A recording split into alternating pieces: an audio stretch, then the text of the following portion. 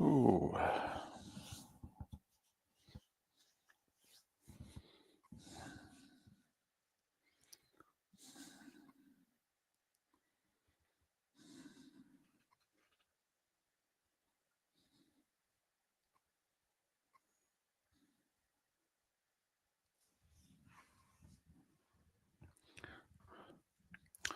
You know, Tim, it's funny.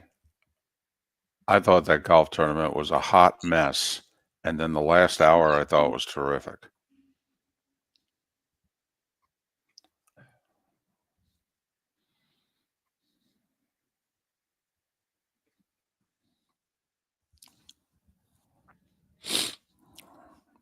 I thought McIntyre was going to win at 1 over, David.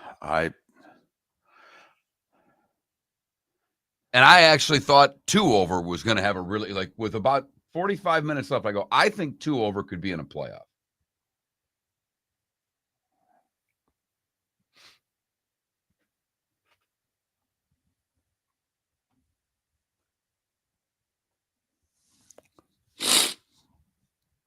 So when Hatton knocked it to like 10 feet on 16 and he was 1 over.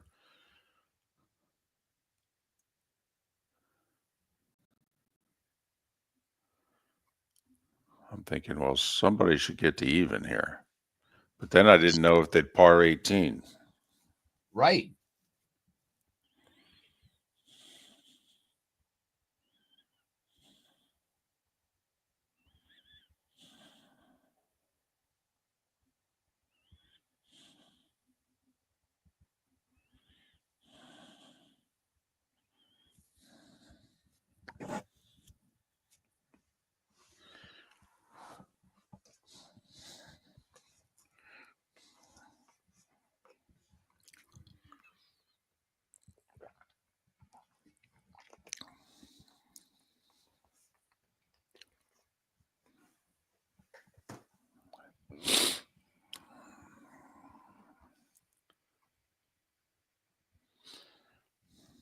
You would think, John, but it's hockey. You never know. I thought he did Saturday. Fuck. I don't even care. I don't care if he did any Sunday. It doesn't matter. He did Saturday. He did a lengthy media session Saturday. A good chunk of it was spent talking about him not talking to the media. But he did talk to the media Saturday at length.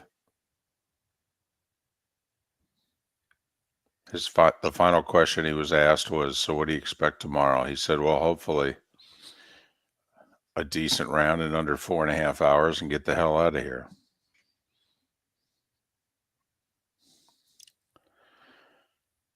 Well, Pops, say hi to Mount Laurel. Go to a diner.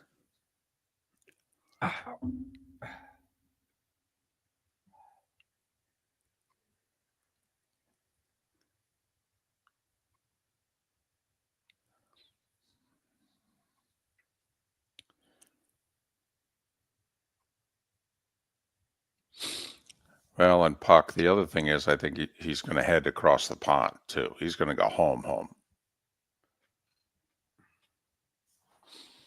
And in 3 weeks, he'll play the Scottish. And in 5 weeks, he'll play the Open in Northern Ireland, where he'll be a conquering hero.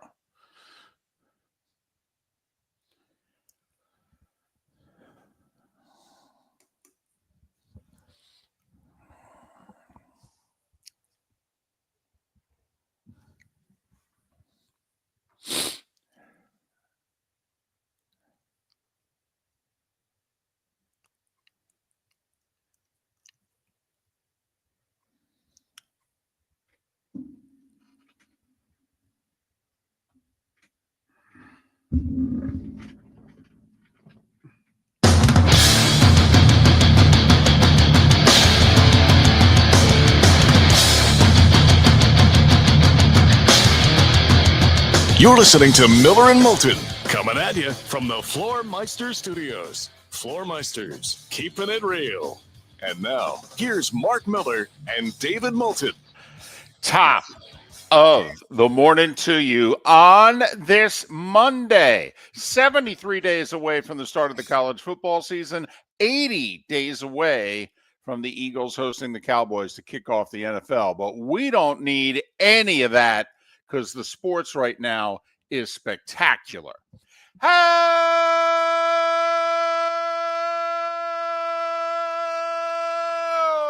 the heck are you, Miller and Moulton? MillerandMoulton.com, Miller_Moulton on X.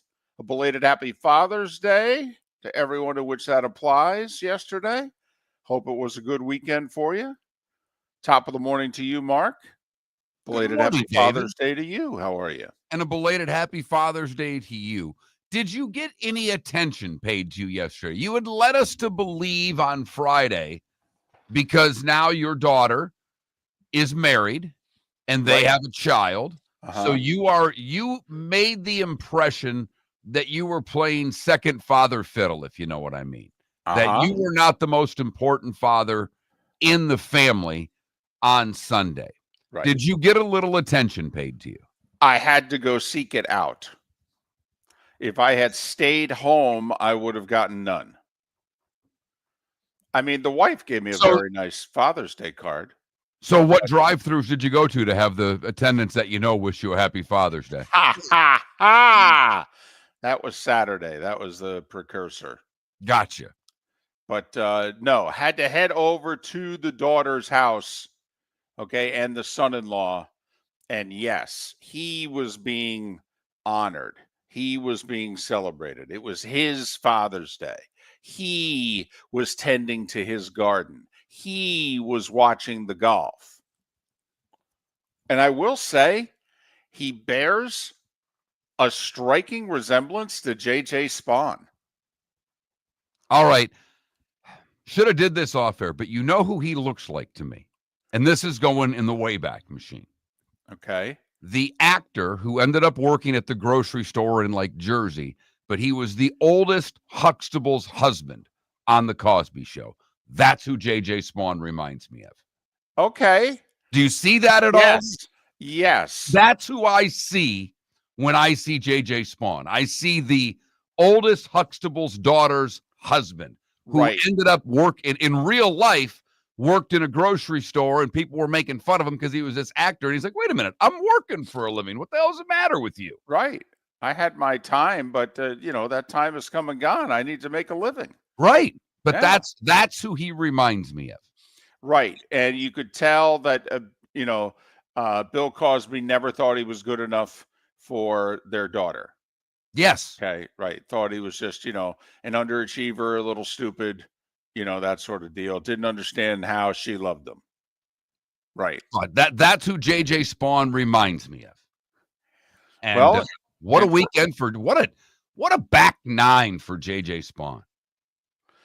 Sometimes, Mark, ask a Cubs fan about a rain delay.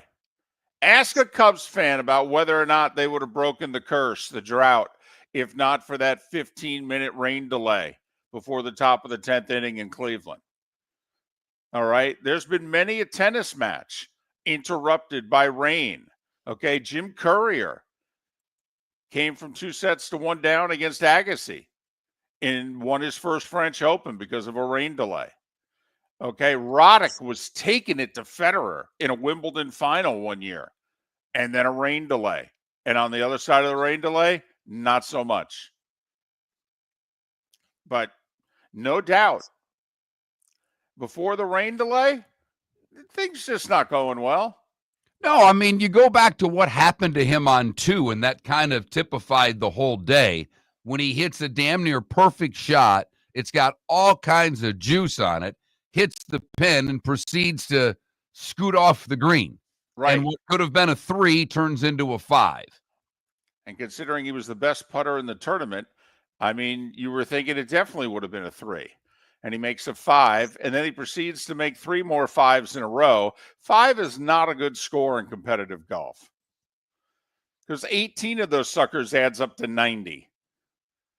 They don't even like to make 5s on the par 5s. Correct. That's considered giving one back to the field. No one had ever won the U.S. Open in the final round shooting either round in the 40s. And he had a front nine 40. 5 over 40. And he wasn't even leading going into the final round. But made some birdies coming down the stretch.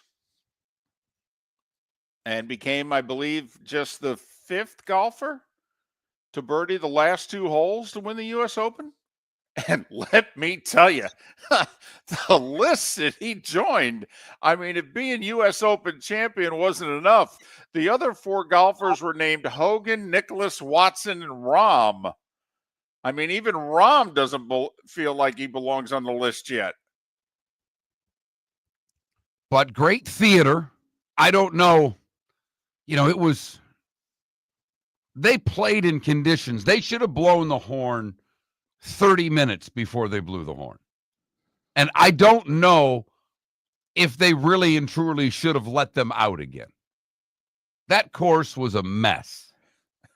It was a hot, wet mess.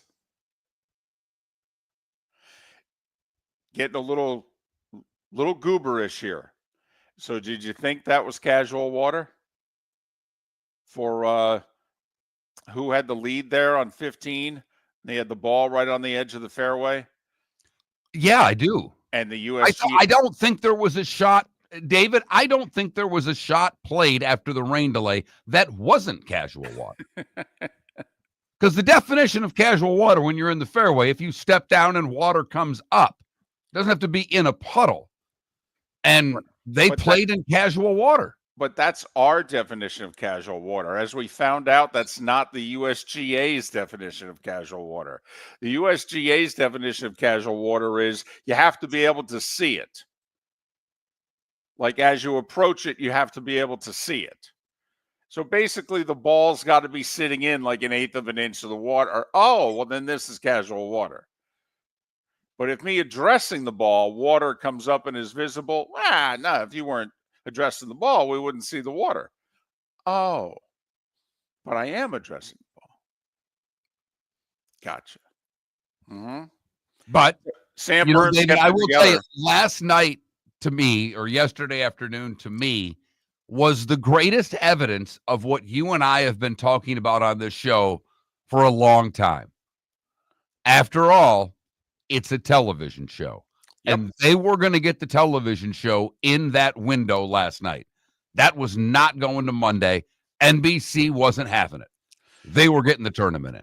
Well, and the USGA wasn't having it. The only thing the USGA was willing to acknowledge was that if there was a tie after 72 holes, they would settle that on Monday. They were not going to force anybody to go out there in the darkness, never mind the wetness. And listen, Mike Tirico gets very few things wrong as a broadcaster. Very few things wrong. Mike Tirico, with about 40 minutes to go, says, and the rain is gone and we're going to have clear skies the rest of the way. And at the time, there was a lot of sun to be seen. And you're like, well, okay, good. Maybe they can get this sucker in after all. And then here's J.J. Spahn standing in the middle of the fairway having to hit the biggest iron of his life on 18, and it's pouring. Pouring. I'm like, oh, man. But for a tournament with with not many names near the top of it. Nope.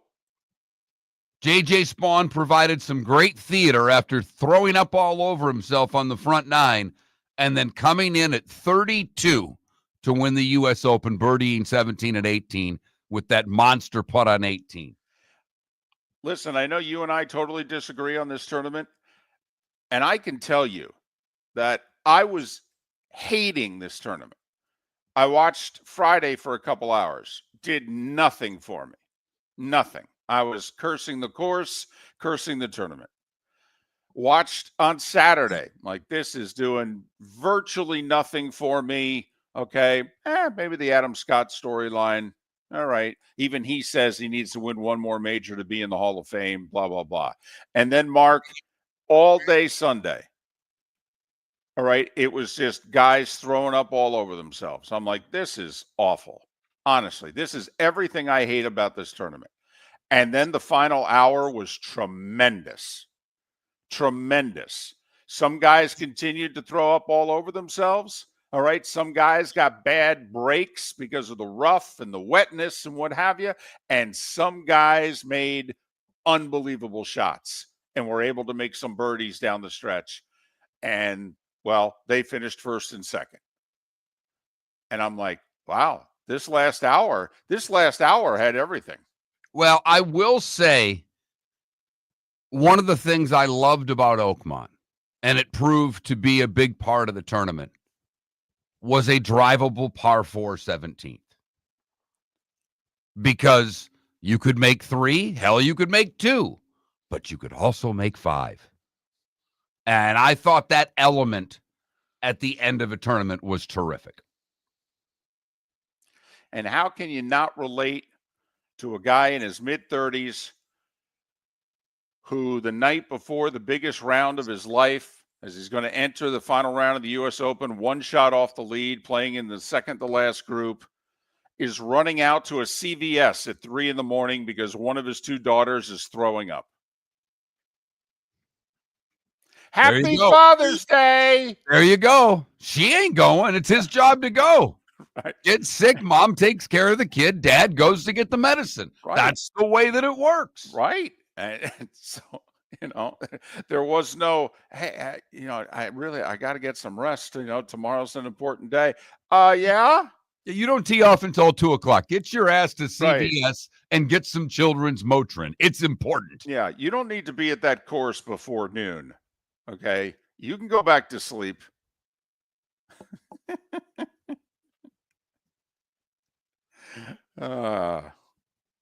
So JJ Spawn, your U.S. Open winner. The Florida Panthers are a game away after winning Game 5 on the road. They can hoist Lord Stanley's Cup tomorrow night in Sunrise. We'll talk about that.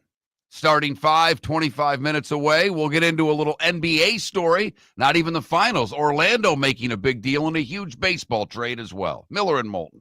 Southwest Florida's scorching heat is on its way. Stay cool with Air Advantage. As a proud Rheem Pro partner, Air Advantage delivers top-notch air conditioning solutions to keep you cool and comfortable.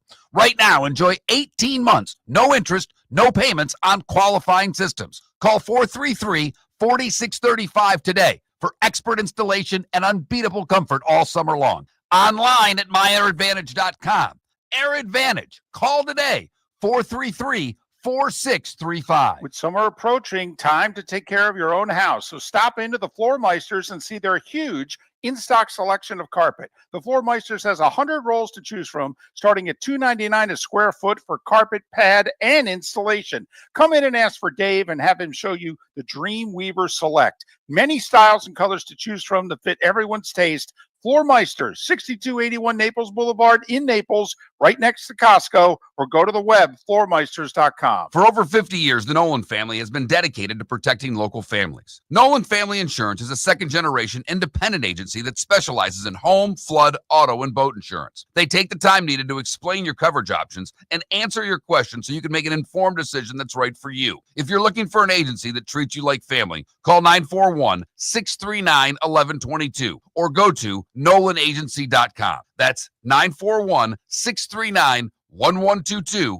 or NolanAgency.com. American Paint Supplies is your one-stop shop for all your coating needs and has been for 30 years. American Paint Supplies is also your #1 Festool dealer in Southwest Florida. If you are a builder, cabinet maker, painter, or power tool enthusiast, Festool craftsmanship can be found at American Paint Supplies. Celebrating 30 years of service, and Festool is celebrating 100 years of excellence. Come to American Paint Supply for a perfect pairing of service and expertise on 6100 Shirley Street, Naples, off of Pine Ridge, or online at AmericanPaintSupplies.net. This is Miller and Moulton.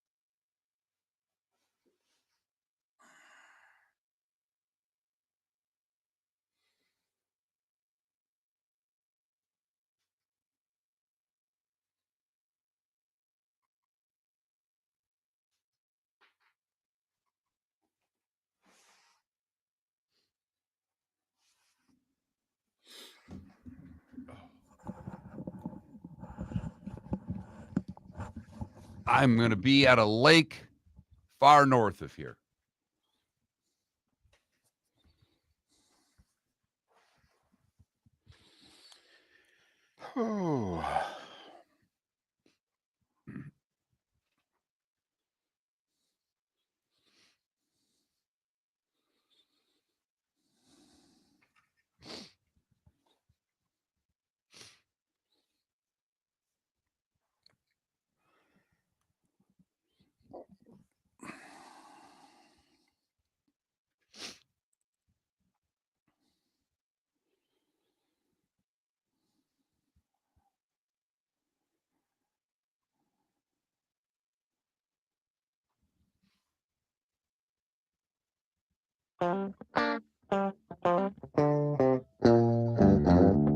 You're listening to Miller and Moulton. And now, here's Mark Miller and David Moulton.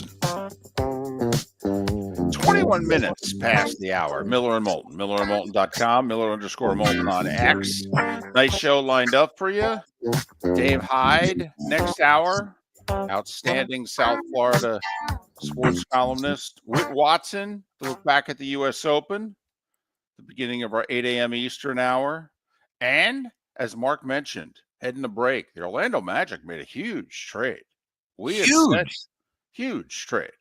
Huge. I mean, you got 4 first-round picks and a pick swap involved, and you're pretty much saying this is now the team that we're going to put forward for the next X number of years, and this is our run at getting through the East with these guys, all of whom will be 23 to 27 years old. Well, okay. Cool. Good luck. I got to tell you, though, David, when I saw the trade, and look, I'm not trying to fool anybody and say that I spend a ton of time following the association and that I am a, huge follower of Desmond Bain. Right. But when I started digging into Desmond Bain, it's all you've been talking about for 2 years for the Orlando Magic, Eddie. I mean, this is the guy. Yeah. The 40% three-point shooter for his career. Yeah. Perimeter player. And he'll be an old guy on the team. He turns 27 before the end of the month. And he's under contract for 4 more seasons. So the Magic made a huge move. They haven't done one of these in a long time. Good for them. We'll talk about it with Jake Chapman, their voice, coming up in a couple hours. You want to know who made a huge trade yesterday? I love it. I love it. Because, I said a month ago, this guy wouldn't be on the team long if I was running it. So I don't care that he's tearing the cover off the ball. I mean, this guy's got nearly 60 RBIs in mid-June. And remember, he started the season off 0 for 19 with 15 strikeouts. I don't care. I'm trading his ass to the first team that would take him. And only Aaron Judge has more RBIs than Devers does in the American League. It's the only guy. Yep, that's right. Rafael Devers is carrying the Red Sox offense. But he wasn't happy with them, and they weren't happy with him. And that might be the sports talk understatement of 2025. And so when Buster Posey, who's running the Giants, and see, he's got a problem. He's got really good pitching and not enough hitting, not even close to enough hitting. And here's another problem. For whatever reason, free agents in the last few years have decided they don't want to play in San Francisco. It's a huge ballpark. It's not a hitter's ballpark. No. And hitters have used the Giants as leverage to go get the deals with who it is that they really want to go play for. And so Buster Posey's like, listen, we got a lot of pitching in our organization. I can give up a couple of young pitchers, and we can afford it. Owner's a billionaire. Okay, our payroll's not that bad. I can take on this $300 million contract for the next 8 years. Not a problem. And Devers, he'll have no place to go. We'll own him. And so the Giants give up 4 guys for Rafael Devers, who homered yesterday for the Red Sox, actually spoke to the media for only the second time in a month because the Red Sox had just swept the Yankees. And he talked about, we got the young guys working their way in, and we're starting to play good baseball, and this is a good thing to be a part of. And he got on the team. Got on the team bus. He got on the plane. Well, he got on the bus to go to the plane. Right. Okay. Yeah. And then everybody else is boarding the charter. And they pulled him aside and said, hey, we got to talk to you about something.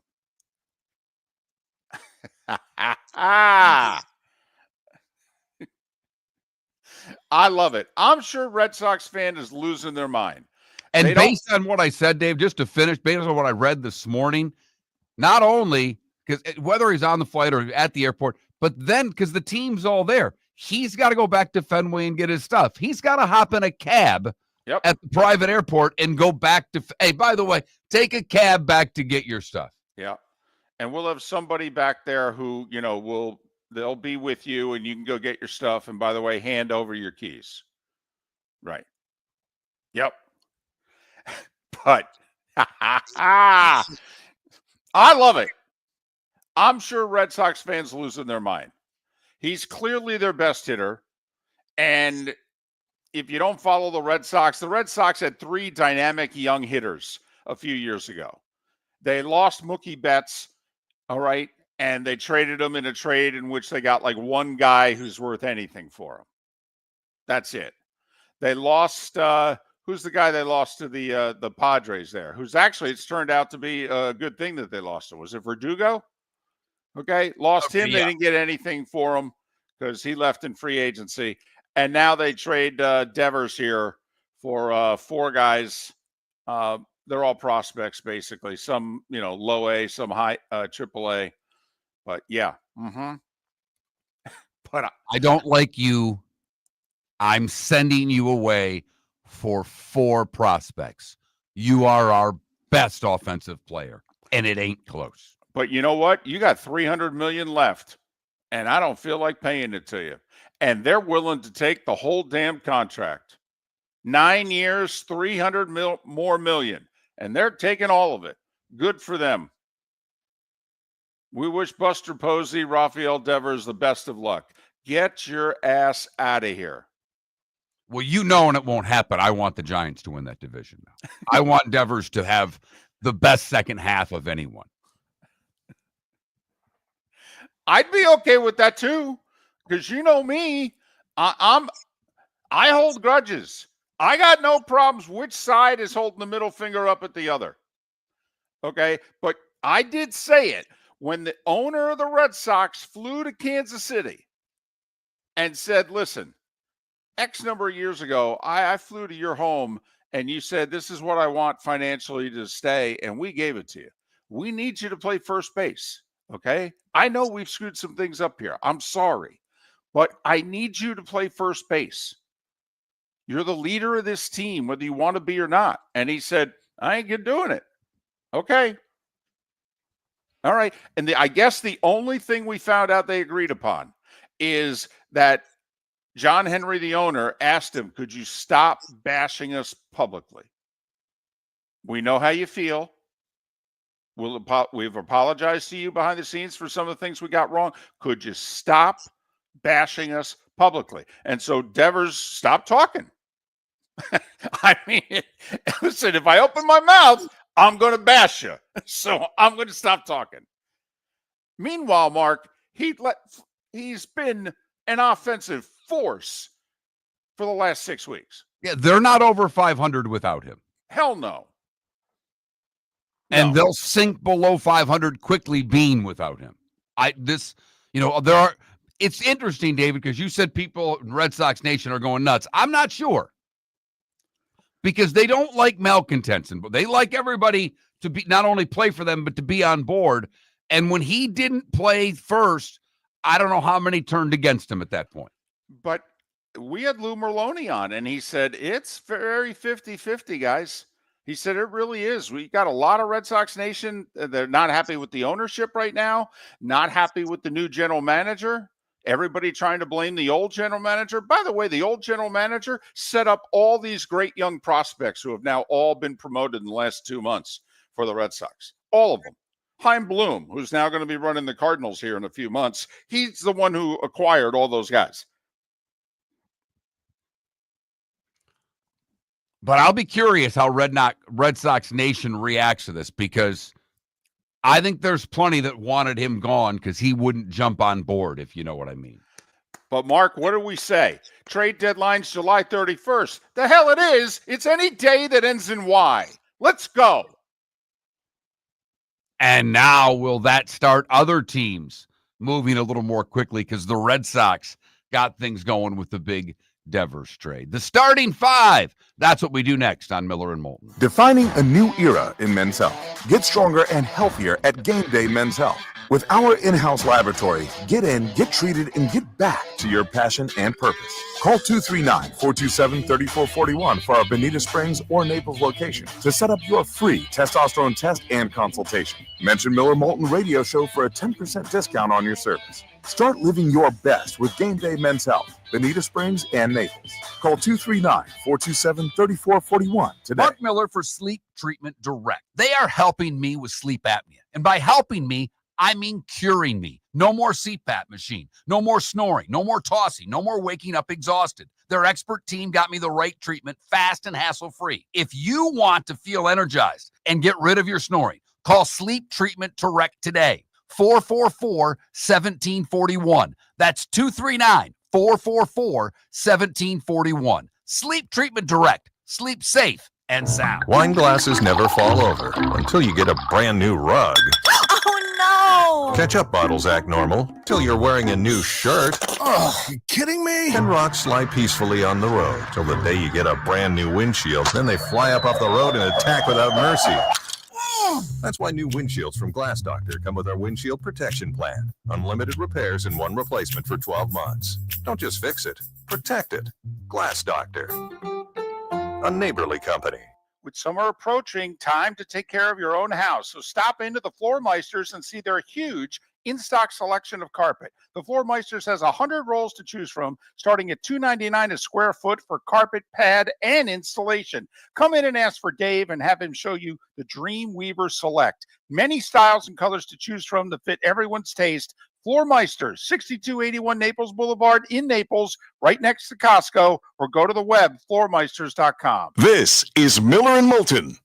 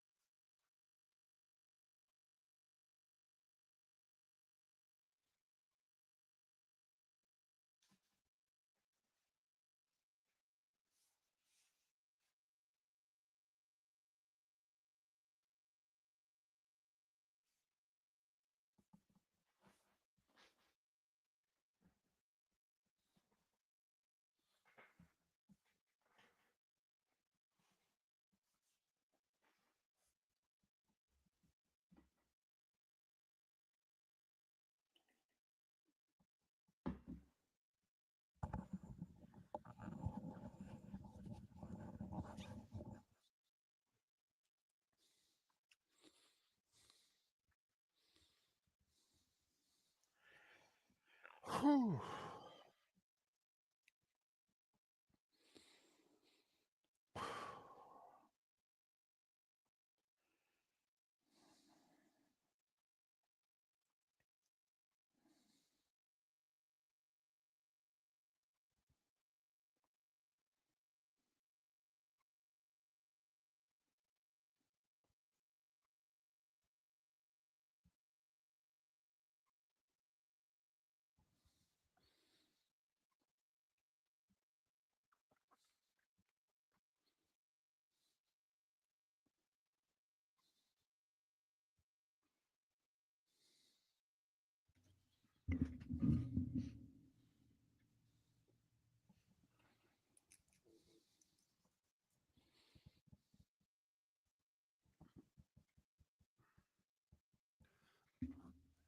So my buddy out in Vegas has made it to day 3 of the tournament that he was playing. Oh, in. wow. $1.2 million for the winner of this thing. He outlasted a guy that's won like 35. Like one of the best poker players in the world was at his table, and he outlasted him. And he's like, he wrote a neat little story, and the guy said, the guys, told him good job, and he's like, that was a pretty big ego stroke when the one of the top 10 poker players in the world says you played well. It's Right. like. Welcome back to Miller and Moulton. Text the guys what's in your mind at 21,000. That's 21000. And now, here's David Moulton. See, most shows want to know what's on your mind. Miller and Moulton want to know what's in your mind. Miller and Moulton, millerandmoulton.com, Miller_Moulton on X. 73 and 80 are the football magic numbers. 73 days away to the start of the college football season. That Thursday heading into Labor Day weekend. By the way, did you see late last week, we didn't talk about it, ESPN? I thought they had gone public and said that the final game day was going to be in Tallahassee for Corso, who, is Right. Seminole and what have you. Plus, the ESPN doesn't have the Texas-Ohio State game. Fox does.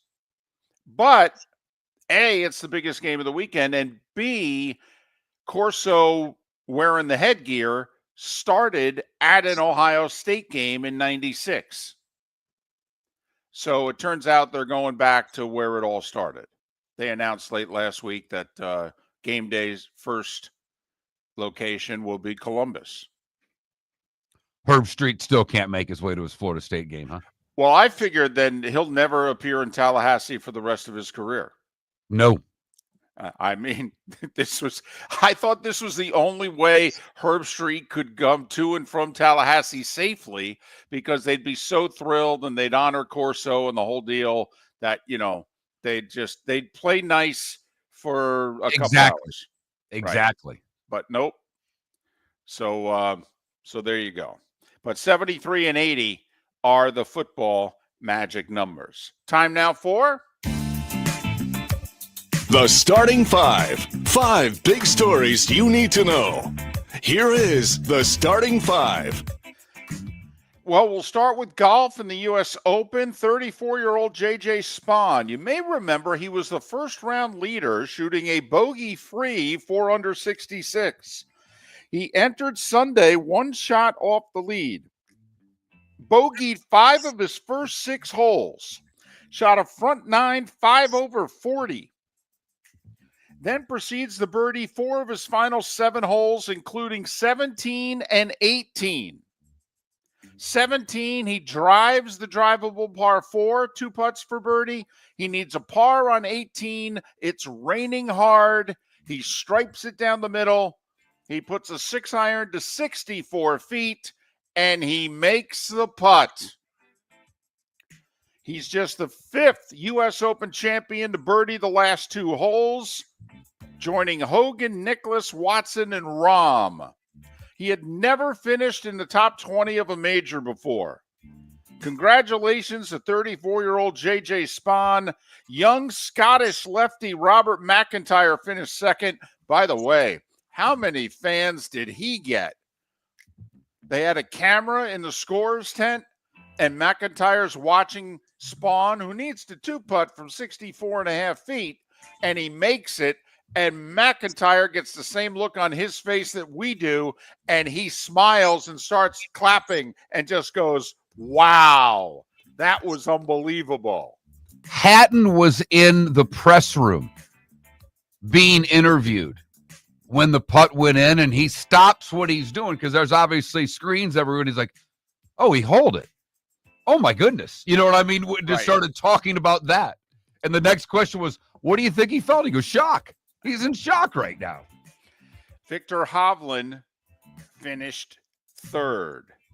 So JJ Spawn, 150-1, the winner of the U.S. Open.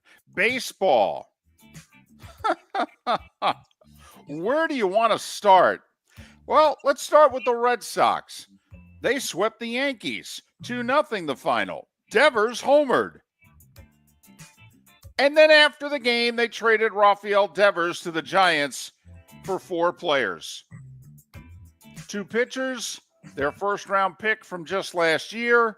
The Giants take on the remaining $300+ million and 9 years of Devers' contract. A deal that most in the sport did not think the Red Sox would ever find somebody to take the whole contract off their hands. They actually thought the Red Sox would have to send prospects to whoever it is would acquire Devers whenever that day would come. That day was last night. By the way, the Yankees' lead over the Rays is just 3.5. Why? Tampa Bay went into Queens and swept the Mets, and they beat them worse every day. 9-0 yesterday. Caminero with a homer, 3 RBIs, 2 runs scored. Mets lead over the Phillies is down to 2.5 because the Phillies swept the red-hot Blue Jays 11-4. Castellanos with a grand salami. By the way, the Marlins, that baseball's so funny. The Nats had been red hot. Then the Mets sweep them, and now the Marlins sweep them. You know the Marlins who got swept a week ago at home by the Rockies. 3-1 the final Miami yesterday. Give the Dodgers credit.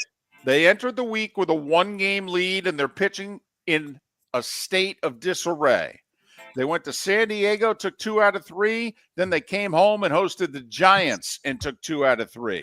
Dodgers 5-4 yesterday. They have a 2-game lead in the division. The Braves going for the sweep of the Rockies. Couldn't get it. Colorado 6 in the 7th, 3 in the 8th. Won the finale 10-1. Reds double up the Tigers 8-4. Ellie De La Cruz, a homer, 3 runs scored, 3 RBIs. And Cincy actually took 2 of 3 in the series in Detroit. Houston swept the Twins 2-1 in 10. Houston's lead in the West is 4.5. The Twins are in second. They're 9 back of the Tigers, barely above 500. Cleveland got swept in Seattle 6-0. They're 9.5 back. J.P. Crawford a salami for the Mariners. And as for the Royals, they went 0 for the week last week. Yeah, they lost 6 straight. Yankees swept them, and then the A's came to town and swept them 3-2. Kansas City, we can't even talk about them for a while. They're numerous games below 500, 11.5 back. Are we ready to put the X next to the Tigers already? I'll tell you what, the Twins are so damn streaky. I would. 9-game lead with that pitching, okay, although injuries can happen. So, well, they already lost Job for the year with the right. Tommy John, but so do you wanna? With 90 games to go, are we declaring the Tigers American League Central champions? Are you sure? Very dangerous. Very dangerous. Remember, they didn't even start to get good till late August last year. I mean, are we sure this is going to continue? I'll do it. You know I'll do it. You want to declare our first division winner? Well, I don't like doing it particularly because it's my team. Okay. All right. Fair enough. It's eerily close to being able to put that X next to the Detroit Tigers. David. You're about a dozen days away from a vacation. I'll press you again right before you go on break. Texas, they swept the White Sox. They've won 4 in a row. Rangers are back to 500. Watch out. They got as good a pitching as anybody in baseball. They beat the White Sox 2-1. They're just 5.5 back. of Houston. By the way, Baltimore swept the Angels 11-2. Milwaukee took 3 of 4 from the Cardinals, 3-2 the final. They're 5.5 games behind the Cubs. Cubs edged the Pirates 3-2 and 10. And the Padres snapped the 3-game skid. They're 3 games back of the Dodgers. They beat Arizona 8-2. Game 5 NBA Finals tonight. Series tied at 2. Oklahoma City a 9.5-point favorite. Thunder 9-2 at home in the playoffs. Pacers 7-3 on the road. 8:30 tonight. ABC. Big trade in the NBA. We talked about it. Orlando gives up 4 first-round picks and a pick swap. They also throw in backup point guard Cole Anthony and Kentavious Caldwell-Pope. He has a big salary. He goes to Memphis. So 4 picks, a pick swap, Cole Anthony, Kentavious Caldwell-Pope. All for 27-year-old next week, Desmond Bane, who averages 19 points a game, 41% from beyond the arc. He's a 6'5" shooting guard from TCU. He's got 4 years left at $41 million a year on a contract. Don't laugh. In the NBA, that's affordable. That's not a joke. 4 years with $41 million per year, that's affordable. And the new contract hasn't even kicked in yet. Hello. NASCAR. They were south of the border for the first time ever running a cup race in Mexico on a road course. Man, I hate the road courses. Watkins Glen should be it. Shane Van Yeah, what he said. Just Watkins Glen. Or Glenn Fettich. Whatever one you want. Right. Or Glenn Campbell. Hey, whatever. Shane Van Gisbergen, who's a regular on the circuit, but he's considered a road course specialist. He led 60 of the 100 laps. Okay, he won it. Christopher Bell was second. Ross qualified third. He ended up finishing 16th. By the way, the Indy cars, they ran in prime time last night outside of Chicago. They raced on a 1.25 mile oval. At least they got that right. NASCAR goes there. They race throughout the city. At least Indy cars, more ovals would be good. Who won the Grand Prix of Illinois? Kyle Kirkwood did. Pato O'Ward was second. Alex Palou. Text the show right now at 21,000 if you have ever, and I mean ever, heard of Kyle Kirkwood. That means you went to grade school with him, you know his brother, whatever the case may be. Because I'm pretty sure the entire day is going to go by without his name being mentioned on another sports talk show. Correct me if I'm wrong, but I believe he's won 3 races this year. Kirkwood? Yes, I believe so. Kirkwood or I play that Kirkland Costco golf ball. Is that the same thing? I don't know. I think more people are familiar with that, though. You're damn right they are. Alex Palou, the points leader, finished 8th. He's a good driver. Oh, you've heard of him. He won Indy. Oh, you've heard of him. College baseball, Arizona and Oregon State are out. We're down to 6. Louisville beat Arizona 8-3. Coastal Carolina beat Oregon State 6-2. So Louisville and Coastal Carolina join Arkansas and Murray State as schools that have lost once, but they're still alive. The Razorbacks and the Racers of Murray State will play today in an elimination game. By the way, give it up to Murray State. There's that bar in Omaha, and they sell the shots. Right, and they keep track of which team or which university has the most shots. Right. Well, it's the World Series week. Right. Well, LSU is in Omaha, so LSU is going to win. Murray State right now is second in the shots contest. I'll tell you, this Racers baseball team and fan base on a home ballpark with 800 seating capacity, pretty damn impressive. UCLA and LSU have yet to lose. They're going to play today. The winner will be a game away from the championship.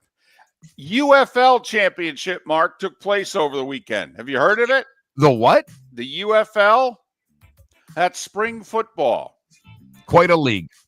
DC Defenders are your champions. They whooped up on the Michigan Panthers 58-34. And That means the Panthers didn't get the repeat. Didn't they win it last year? did they? I don't know. This is your spring football team. You grew up with them. Come on. Michigan Panthers or Kyle Kirkwood. Who do you know more about? The Michigan Panthers, because they were in the USFL. And they're in the USFL division of the UFL, by the way. I don't think Michigan won last year. We're being told Birmingham won. The Stallions. Birmingham beat the Brahmas as I look it up right now. Okay. So anyway. I just assume when it's a minor league football league that the team from Michigan does well. I just can't believe Skip Holtz finally lost. Because he's the head coach of Birmingham. But the DC Defenders are your UFL champions. The game, of course, was played in St. Louis. They were betting that the Battlehawks were going to win the semifinal, and they lost. So I have no idea what the attendance was. But what do you think tickets were going for? Is that kind of like that WNBA game without Caitlin Clark? All of a sudden, you could get them for $3? Probably, but the one that had Caitlin Clark back in it, a few people watched on Saturday. Yeah, with good reason. Like a lot of people watched. Yeah, she's fun. She's good. And the team they were playing were the undefeated defending league champions. She had a stretch at the end of the first half where she knocked down 3 triples, and they were all deep. Well, I guess the three-point line in the WNBA is 22 feet, and she hit 7 threes, and her closest one was 26 feet. By the way, finally, the U.S. men's national team, without most of their top players, beat Trinidad and Tobago yesterday 5-0. You say Tobago, I say Tobago. And at 7 minutes before the hour, that was the starting 5. 5 big stories and Kyle Kirkwood that you needed to know right here on Miller and Moulton. American Paint Supplies is your one-stop shop for all your coating needs and has been for 30 years. American Paint Supplies is also your #1 Festool dealer in Southwest Florida. If you are a builder, cabinet maker, painter, or power tool enthusiast, Festool craftsmanship can be found at American Paint Supplies. Celebrating 30 years of service, and Festool is celebrating 100 years of excellence. Come to American Paint Supply for a perfect pairing of service and expertise on 6100 Shirley Street, Naples, off of Pine Ridge, or online at AmericanPaintSupplies.net. Wine glasses never fall over until you get a brand new rug. Oh, no. Ketchup bottles act normal till you're wearing a new shirt. Oh, you kidding me? And rocks slide peacefully on the road till the day you get a brand new windshield. Then they fly up off the road and attack without mercy. That's why new windshields from Glass Doctor come with our windshield protection plan. Unlimited repairs and 1 replacement for 12 months. Don't just fix it, protect it.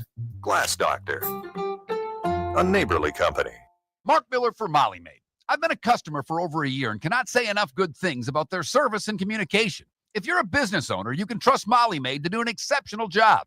Their expert team delivers tailored cleaning for whatever your needs, ensuring a pristine environment for clients and staff. Visit mollymaid.com/FT-Myers or call 239-418-0052.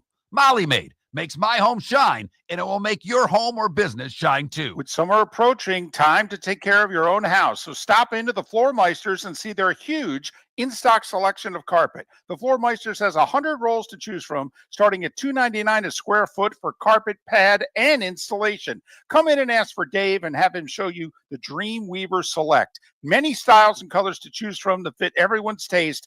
Floormeisters, 6281 Naples Boulevard in Naples, right next to Costco, or go to the web, floormeisters.com. Mark Miller for Sleep Treatment Direct. They are helping me with sleep apnea. And by helping me, I mean curing me. No more CPAP machine, no more snoring, no more tossing, no more waking up exhausted. Their expert team got me the right treatment, fast and hassle-free. If you want to feel energized and get rid of your snoring, call Sleep Treatment Direct today.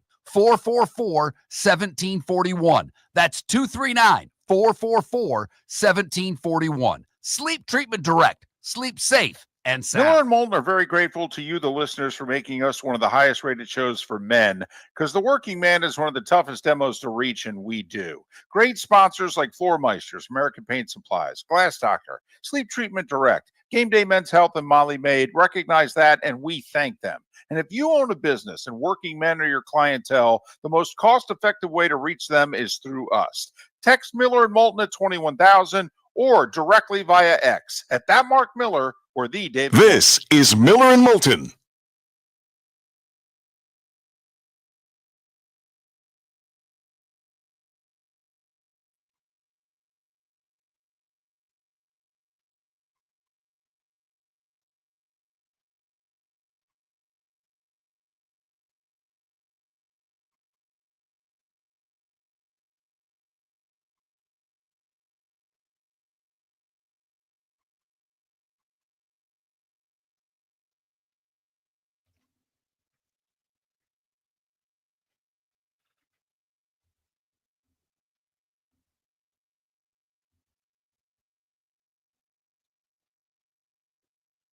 Matt, I don't know if you're still in here, but I try to watch the levels pretty closely. Now, occasionally, for whatever reason, David's mic will drop to a lower level, but I'm watching two different meters where they are, and I don't see a huge difference in my mic versus David's mic. But if there is, I apologize.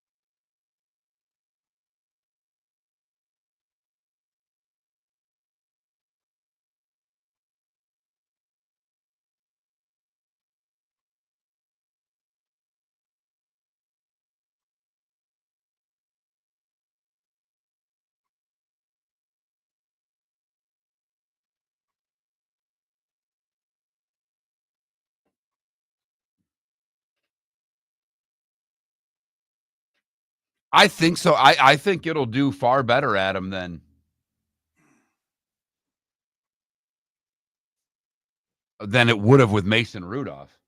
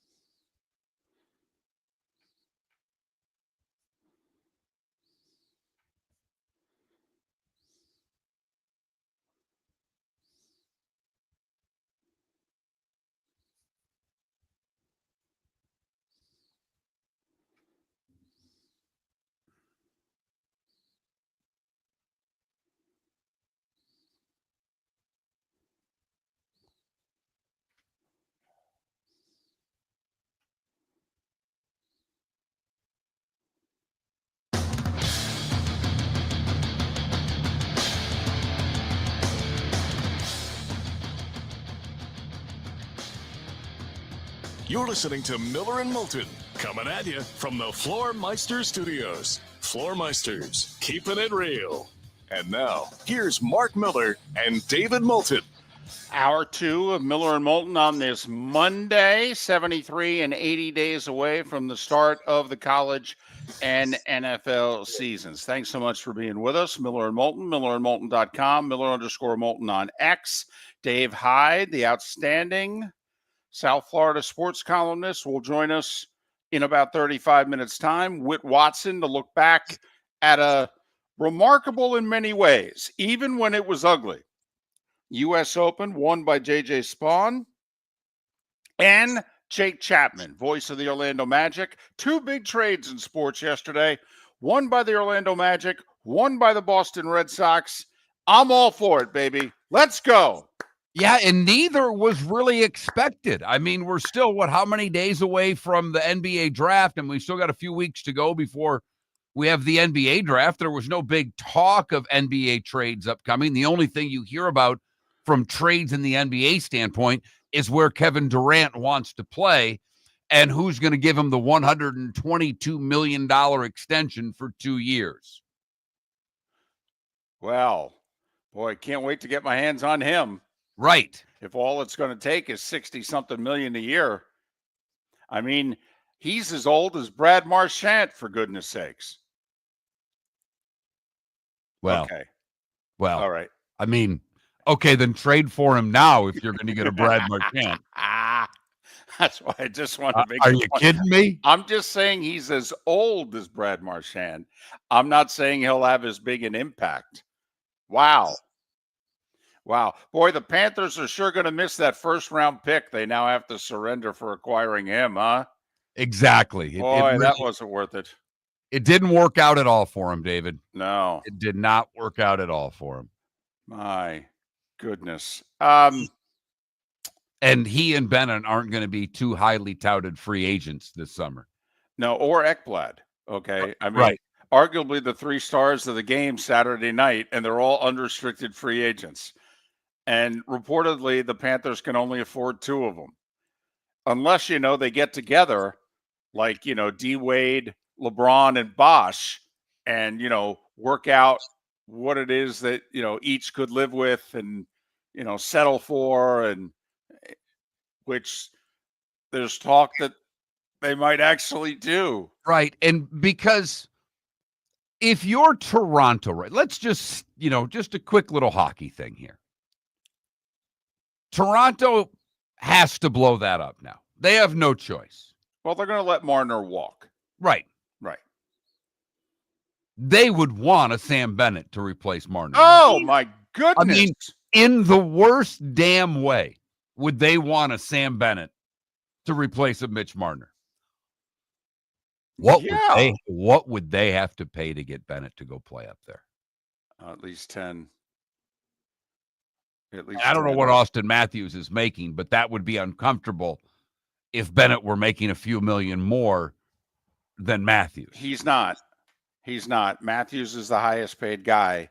In fact, Matthews might be the highest paid guy in the league because what's his face in Edmonton is a year away from free agency. So Austin Matthews, he's $13 million a year. Right, 13 and a quarter is his AAV. He's number one. So, but I think Bennett's going to get 10. That's if he leaves Florida. He might pull a Stamkos and a couple of others there who stayed for 8.5 in Tampa because they're like, we got a pretty good thing going here. We got no state taxes. His lifestyle's pretty good. I can live on 8.5 million here. I really can. Well, and no offense to the Florida Panthers, but unlike Tampa, I'm guessing if you're a Florida Panther, you can go out anywhere you want and not get noticed. With the exception of Marchand, who has a very individualistic look. I mean, everybody knows what Brad Marchand looks like. Right. Do you know now? Right, but you did before. He's got the schnoz, does a lot of TV, does a lot of interviews. I mean, the rest of those, Tampa's, the Lightning are a great hockey market. Yes. The Florida Panthers had never been involved in a great hockey market. What their organization has done in short time is amazing. They've jacked their ticket prices up twice. They're selling out of season tickets. They're in the top 10 in food and beverage sales. They're in the top 10 in parking. They have done a remarkable job with the new ownership group, and they made a couple of changes in marketing departments before they got it right. And what they've done, I mean, obviously, they turn and start being average, fans will go away. We know what the South Florida fan is. But in the moment, everything that organization's done in the last 5 years has been nothing short of spectacular, on and off the ice. Dave Hyde to talk about it 30 minutes from now, the outstanding columnist for the South Florida Sun Sentinel, sun-sentinel.com. So many great stories, though. Big NBA trade, big baseball trade. A virtual unknown. He did finish second to Rory at the Players 3 months ago. Lost in that Monday playoff where he just started putting balls in the water. Fell one behind in the playoff, and Rory hit a good shot on the par 3 17th there, and Spawn thought he had to go for it. And he said, I hit what I thought was a perfect shot, and he ended up putting it in the water. So he made a big number there. Then he goes to 18. He puts 1 or 2 in the water there. But, what the heck? First or second. So you're right, finishing second. But like you said, David, I think the big thing there is it was a Monday playoff. Right. Because there was a rain delay in that. And after the delay, he played well to force the playoff with Rory. But if a memory serves me right, we were doing the show. That playoff was over before we got off the air. Correct. So 3-hole aggregate. They started it at like 8:30, and yeah, it was done. Mm-hmm. So not many people even saw JJ Spawn in that playoff. They just know Rory won the Players. I will give Kevin Kisner of NBC some credit. Kisner, before Spawn, was putting on 18, needing a 2-putt from 64 feet to win the U.S. Open. And he said, if you remember at the Players, he had a 30-plus footer for the win on 18, and he left it right in the jar a couple inches short. He goes, he's a really good lag putter.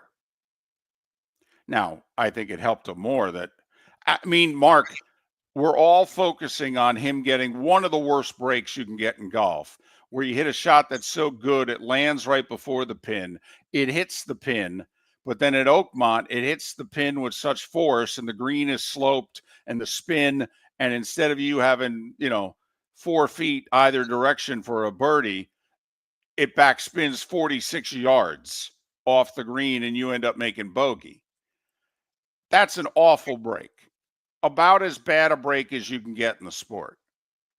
Can you get a better break, however, than you hit your shot to 64.5 feet left of the pin, and Victor Hovland, who needs birdie on the final hole, so he's trying to hit it as close as possible, hits it to 66 feet away from the pin, right next to your ball. No, it has nothing to me. These guys can all read putts, and the fact that he made it was unbelievable. But he didn't need to make it. He needed to 2-putt. I mean, that's what he needed to do to win.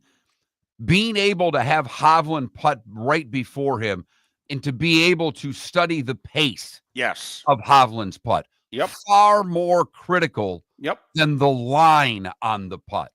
He was able to judge because of the wetness of the greens, obviously changes the speed of the greens of what they had played on for 3.5 days. So, David, I'm with you. It was a very fortunate break that he was able to essentially track the pace of that putt. So 34 years old, JJ Spawn had never finished top 20 in a major before. One career win on the PGA Tour. It was 3 years ago, the Valero Texas Open. Hello. And he was falling apart, and then he got it together all in the same day. And he changed. I mean, obviously they had to change pretty much, but he's like, I changed everything in that rain delay. I changed everything I had on. I wanted to feel like a completely new person when we started after the delay. Well, it worked. He gave his caddy a ton of credit, and deservedly so after the bad start. He said he just kept telling me this happens to everyone over the course of a week at a U.S. Open. Everybody's going to have a bad break. Everybody's going to have 4 or 5 tough holes. Just keep playing your game. But he did say the rain delay helped him immensely. Comes out of the rain delay, makes that bomb on 12. I mean, that was what, a good 45 feet? And that putty, all he did was tap it. He just had to like get it to the ridge, and it did the rest itself. It was nice to see some shot making down the stretch, because goodness knows there was a lot of throw up all over yourself down the stretch. But the guys who finished 1-2 did a lot of shot making, and that was great to see.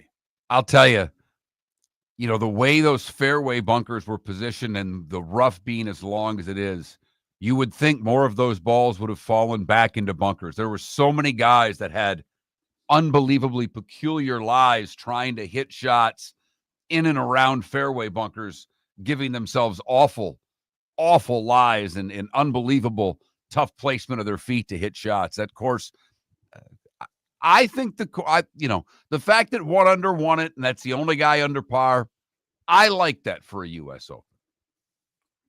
Well, yeah. I mean, for you, honestly, it was a perfect U.S. Open. Guy finishes birdie. He posts 1 under. Second place was 1 over. Third place is 2 over. You're like, yeah, that's what it's supposed to be. Boy, there was a lot of carnage. My goodness, was there a lot of carnage. Whew. I mean, the final group shot 78 and 79 on a par 70. The guy who shot 79 is a borderline Hall of Famer. Don't know what to tell you. The carnage is real, David. And playing in the last group at the U.S. Open's not easy. I thought going into the day Hovland was going to win. I thought it was his tournament to win. And he never really ever was able to get it going. No, a lot of people could not manage those greens. Missing a lot of short putts. My goodness, Scotty Scheffler. You beat me to it. He missed enough putts over the course of the week from inside of 4 feet that he could have won the damn thing if he would have just made his short putts. I know. We'll talk golf with Whit Watson coming up in 45 minutes.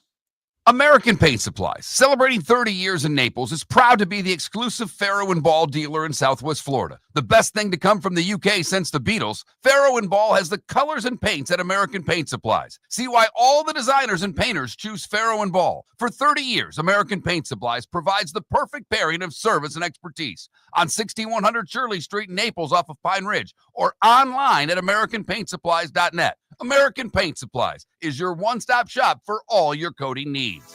Whether you're chasing peak performance, reigniting intimacy, or simply want to feel your best, Game Day Men's Health creates customized game plans to optimize your health. Call 239-427-3441 for our Bonita Springs and Naples location to set up your free testosterone test and consultation. Mention Miller Moulton Radio Show for 10% off your service. Find your maximum self with Game Day Men's Health, Bonita Springs and Naples, Florida. Call 239-427-3441 today. With summer approaching, time to take care of your own house. So stop into the Floormeisters and see their huge in-stock selection of carpet. The Floormeisters has 100 rolls to choose from, starting at $2.99 a square foot for carpet, pad, and installation. Come in and ask for Dave and have him show you the Dream Weaver Select. Many styles and colors to choose from to fit everyone's taste. Floormeisters, 6281 Naples Boulevard in Naples, right next to Costco, or go to the web, floormeisters.com. Mark Miller for Molly Maid. I've been a customer for over a year and cannot say enough good things about their service and communication. If you're a business owner, you can trust Molly Maid to do an exceptional job. Their expert team delivers tailored cleaning for whatever your needs, ensuring a pristine environment for clients and staff. Visit mollymaid.com/FT-Myers or call 239-418-0052. Molly Maid makes my home shine, and it will make your home or business shine too. This is Miller and Moulton.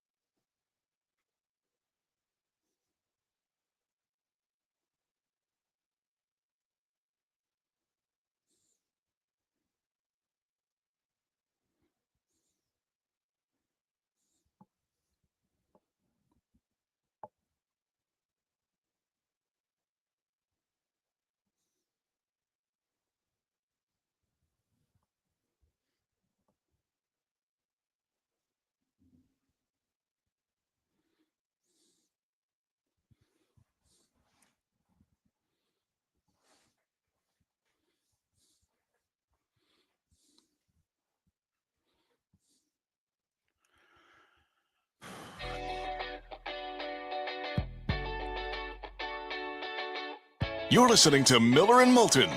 And now, here's Mark Miller and David Moulton. 21 minutes past the hour. Dave Hyde.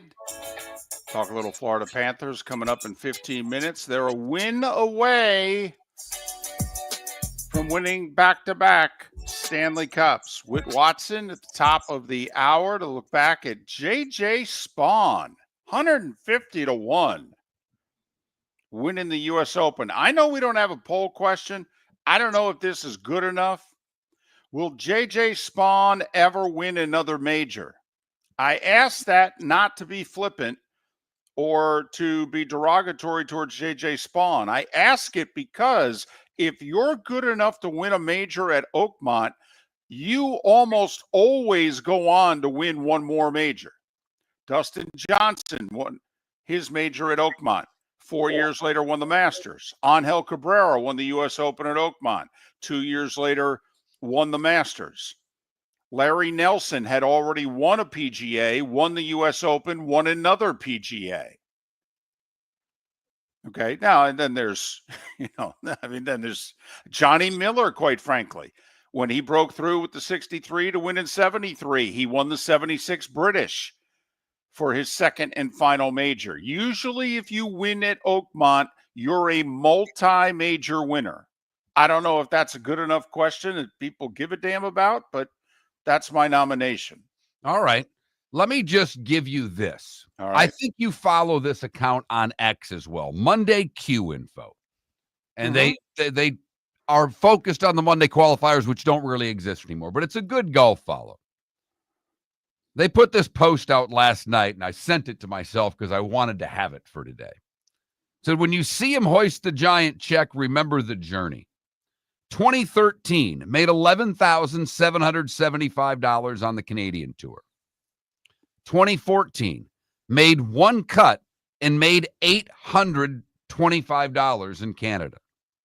2015 won the Canada Order of Merit. 2016 finished third on the Corn Ferry points, got his card. 2017 97th in FedEx points. 18 62nd. 19 99th. 2020 was 185th in points. He lost his card. Went to the Corn Ferry Finals, finished second to get his card back in 2020. 2021 was 174th in points, but kept his card via COVID. 22 was 34th in point when he won his first tournament, the Valero Texas Open. In 23, he was 62nd in points, and last year he was 98th in points. And he just won the U.S. Open. So who apparently somebody with the NBC broadcast group, Kisner or somebody, gave him a big pep talk early in his career. And JJ and his caddy both acknowledged it went a long way. But did you hear also Spawn told the story about, he's had a lot of self-doubt. He never thought in a tight spot he could hit the big shots and, never thought of himself as a champion. And he was really down on himself one time, and he's on a plane, and the movie was Wimbledon, and it was about a journeyman tennis player who's about ready to give up, and then I guess goes on to win Wimbledon. And JJ Spawn said, make as much fun of me as you want, but it really resonated with me. Kind of like, okay. And so he kind of kept going. Just, hey, man, I'm all for it. I hope he makes the Ryder Cup team. I'm serious. A major championship win, second in the Players. I'll bet you he'll be close to qualifying for the Ryder Cup team. That's a boatload of points. In a Ryder Cup year? No, it is. There's no doubt. There's no doubt. No, I have no idea. He may fall apart like a tin watch in the Ryder Cup for all I know, but, what the heck? That would be something. All right, time now for the coolest thing I've seen today, brought to you by the good folks at Air Advantage. Go to myairadvantage.com, myairadvantage.com. We've told you about the great 18 months, no interest, no payments available, Call them today, 433-4635. That's 239-433-4635. David, we go to Ohio for today's story. All right. Where many of you, and I'm guessing lots of you, even if you don't play a lot of golf, have played in a scramble or two. And every once in a while, on a par 3 or a par 5 or a drivable par 4, they'll kind of have the celebrity golfer out there. And he gets to hit a shot for. Even when we did our tournament, David would putt and be your 5th putter on a hole and show everybody the line. I would be your 5th shot on a par 3. Well, this kid, Colin Bobrowski, he was a freshman at LaSalle High School in Cincinnati. At the VFW Post Ashton Oaks Golf Club, on the 6th hole, back in 2023, he was the celebrity golfer as a high school freshman. He makes 3 holes in 1. Come on. In the same day. Same hole, took 60 shots, aced it 3 times. They bring him back this year at 17. He hits 2 more holes in 1 on the same hole. He has made 5 aces on the same golf hole. David, I've been playing golf for 50 plus years. I have 0. He has 5 on the same damn hole. This isn't a pitch and putt, right? No, it's a real golf course. This isn't hole number 6, 73 yards, right? No, it plays between 145 and 205, depending on the tee boxes. So it's a real golf hole. Wow. Man. This guy's like better than half-court shots even. I mean, this right. is... Don't know if Colin's going to go on and play college golf, if he's even that good. But he's got the 6th hole at Ashton Oaks Golf Club in Miami Heights down. I was going to say, don't know if he can play, but he hits a mean 8-iron or whatever the hell it is. Right. Absolutely. And that's the coolest thing I've seen today. Brought to you by our friends at Air Advantage. Go to myairadvantage.com, myairadvantage.com for more information. Hey, before we bring Dave Hyde on in 10 minutes, did you see the story that the Dolphins were lying? And that's not me saying it. That's Bradley Chubb of the Dolphins saying it. So, they just had mini camp, OTAs, whatever we're calling them. And he missed all of last year, sideline injured. And so he was asked about, the culture, just the team and, are they together? And he goes, yeah, I'm going to say last year we were lying, honestly, point blank, period. We were lying. We felt it. We put our toe in the water, but we didn't dive all the way in. We didn't get all the way there with each other. We were not making the effort to go the extra mile. You know how Miller and Moulton, we focus on the 6 seconds of truth? We think if we can get 6 seconds of truth out of a quote, we're like, there you go. That's it. That's the truth right there. So Bradley Chubb admitting last year, bunch of lip service. We weren't all in. Okay, I will say this, and I wish we actually had more time. McDaniel has spent the better part of the last 2 weeks, every time he's in front of a microphone, talking about how this year's going to be different. Players are going to be held accountable. So are we supposed to believe that they've made a transformation, or is this just more lip service? Right. It's a very fair question to ask. And Bradley Chubb said, hey, we'll be all in this year. If we fail and we're falling down, we'll get back up and we'll do it together. So then, of course, the media went to McDaniel with Chubb's comments. And McDaniel's like, yeah, I got to admit, looking back to last year doesn't do me any good. So, I mean, I appreciate what he said, I guess, but, So as a head coach, now think about that. As a head coach, looking back upon a bad season does you no good.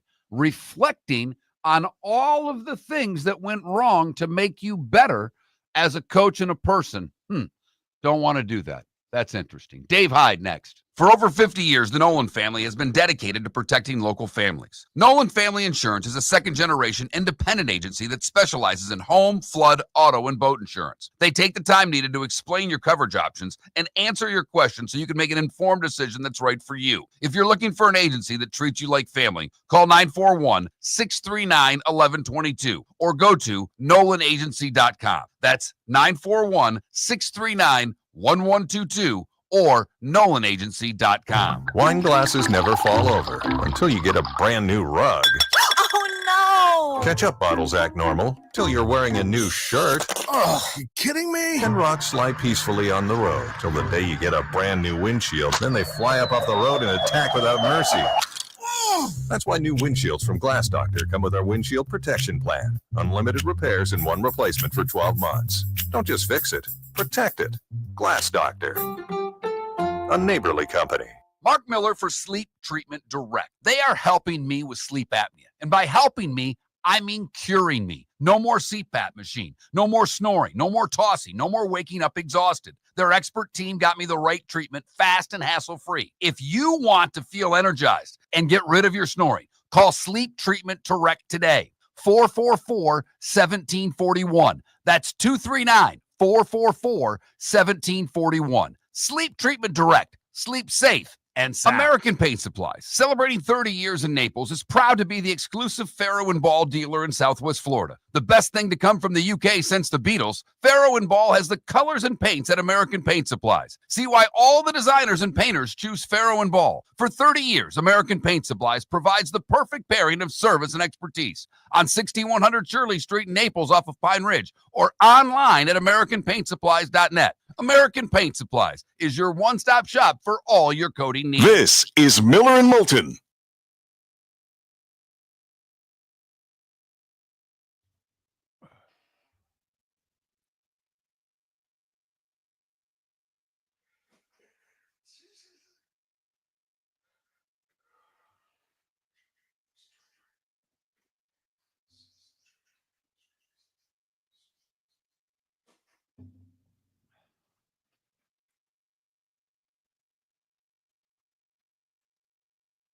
Yeah, I came as close as I've ever came a couple of weeks ago.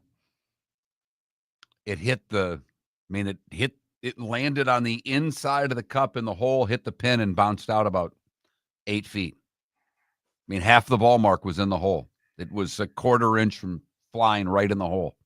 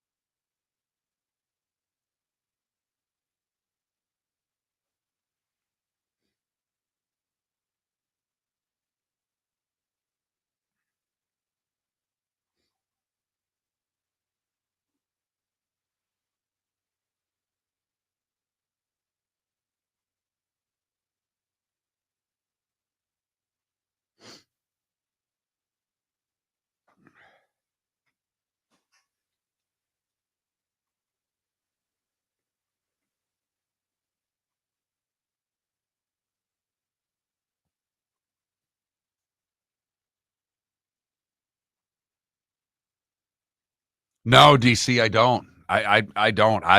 It should be at our course. It should be the 17th because it's the shortest one. But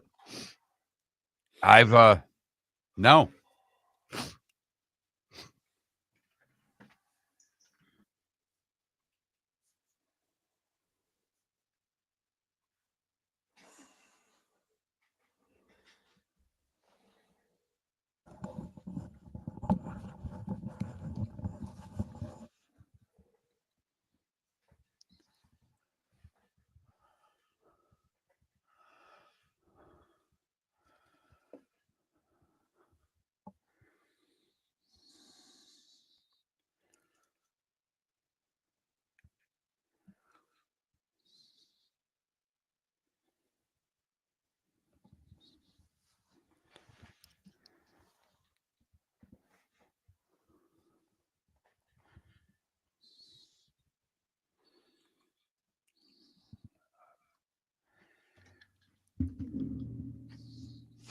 Probably around 300, Feeney. Downwind with a big bounce. It's the other thing. People who say they hit the ball 300 have no idea how far 300 yards is.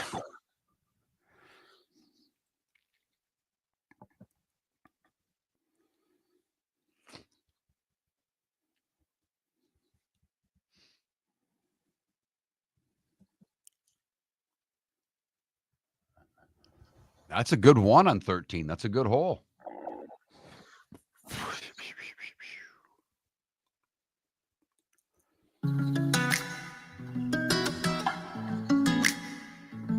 Welcome back to Miller and Moulton. Text the guys what's in your mind at 21,000. That's 21000. And now, here's David Moulton. 22 minutes till the top of the hour. Whit Watson to join us then as we look back at J.J. Spawn winning a fascinating U.S. Open. Jake Chapman an hour from now. The Orlando Magic with the biggest move they've made in, well, a generation. He'll join us to talk about that. But Dave Hyde's kind enough to join us once again, the outstanding Sun Sentinel sports columnist. You can read his work at sun-sentinel.com. You can follow Dave on X at Dave Hyde with a Y. Dave Hyde, Hyde Sports. Dave Hyde Sports. Dave, it's David and Mark. Good morning. Thanks for your time once again. Welcome back from Edmonton. How are you? Good. I actually didn't have to go to Game 5, so I got a reprieve because of the quick turnaround, and I'd gone to 1 and 2. I'll go to Game 7 if it comes to that, which I think every sports writer in the box is hoping, except maybe the Edmonton writers. They have to go back anyways, but please spare us that long trip. Well, as the hockey fan in me wants to see more of this series, there's no doubt it has been tremendous, but, there are teams that make moves. And then apparently there's the Florida Panthers, because Jones and Marchand have been not good, but they've been great throughout the entire playoffs. And you don't give a championship to a general manager, but Bill Zito, the GM, seemingly everything he's done has been the right move, hasn't it? Yeah, it's crazy. You can trace the turnaround of this franchise, 25 years without a playoff series win, and it's just laughingstock moves throughout that period. You can trace that right to the time he walked in the room in September of 2020, and started. His first move was he made a lot of moves to change the culture of the team,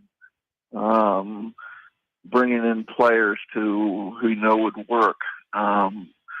But you go up and down the lineup of guys he's brought in right until the trade deadline, as you mentioned. I just asked Paul Maurice yesterday about that trade deadline, and he said he was leaving. He's just congratulating everybody in the front office on, because they did get Seth Jones a couple days earlier. They got a backup goalie, and he was leaving. And Bill Zito said, "What do you think about Brad Marchand?" And he stopped, and he said a year and a half ago, he would have thought he was joking but he'd seen all the moves he made, and he saw he was serious, and he said, "Let's get him." So, and now here they are, and both those guys, as you said, have been huge contributors to this run. Well, and Dave, because of your tenure, you're a bit of a South Florida historian. There have been great moves made by South Florida organizations. When the Marlins brought in Pudge before '03, we all know some of the moves Riley has done, but seemingly they've all been before the season. You can go back to Shula even, bringing in Earl Morrill 50 plus years ago as insurance, and boy, did they need him.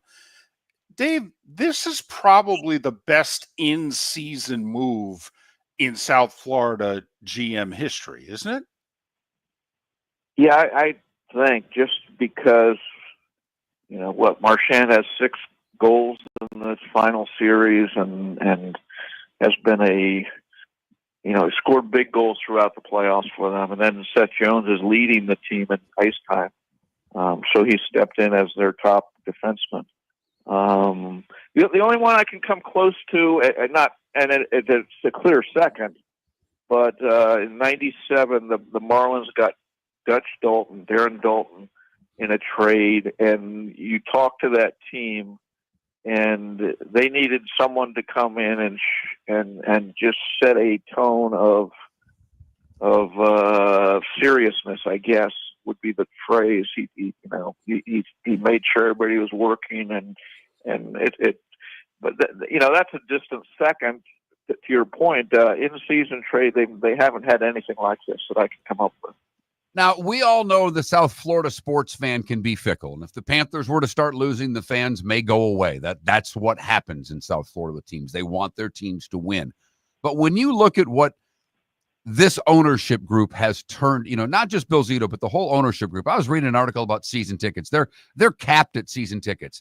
They're doing great with their parking numbers and their food and beverage numbers. I mean, this was a franchise that was being outdrawn locally by infomercials 8-10 years ago. And now they are the darlings of South Florida. An owner can do many things for a team, sometimes bad, sometimes good. This ownership group, this GM and their front office have made the Florida Panthers heart of the Florida sports scene. I know it's winning helps, but the rest of it to me is astonishing because I've been to games there when 80% of the fans were rooting for the other team. I mean, this is a turnaround in South Florida. Can it last, Dave? Well, I think we're an odd sports market, but I think it lasts as long as they win. And then there'll be a grace period. I was talking to my sons about this, and they're probably a better, age group to discuss. They said all their friends are Heat fans because the Heat have won, the past quarter century. They've won championships. Even when they haven't won championships, they've been in the running for them most of the time.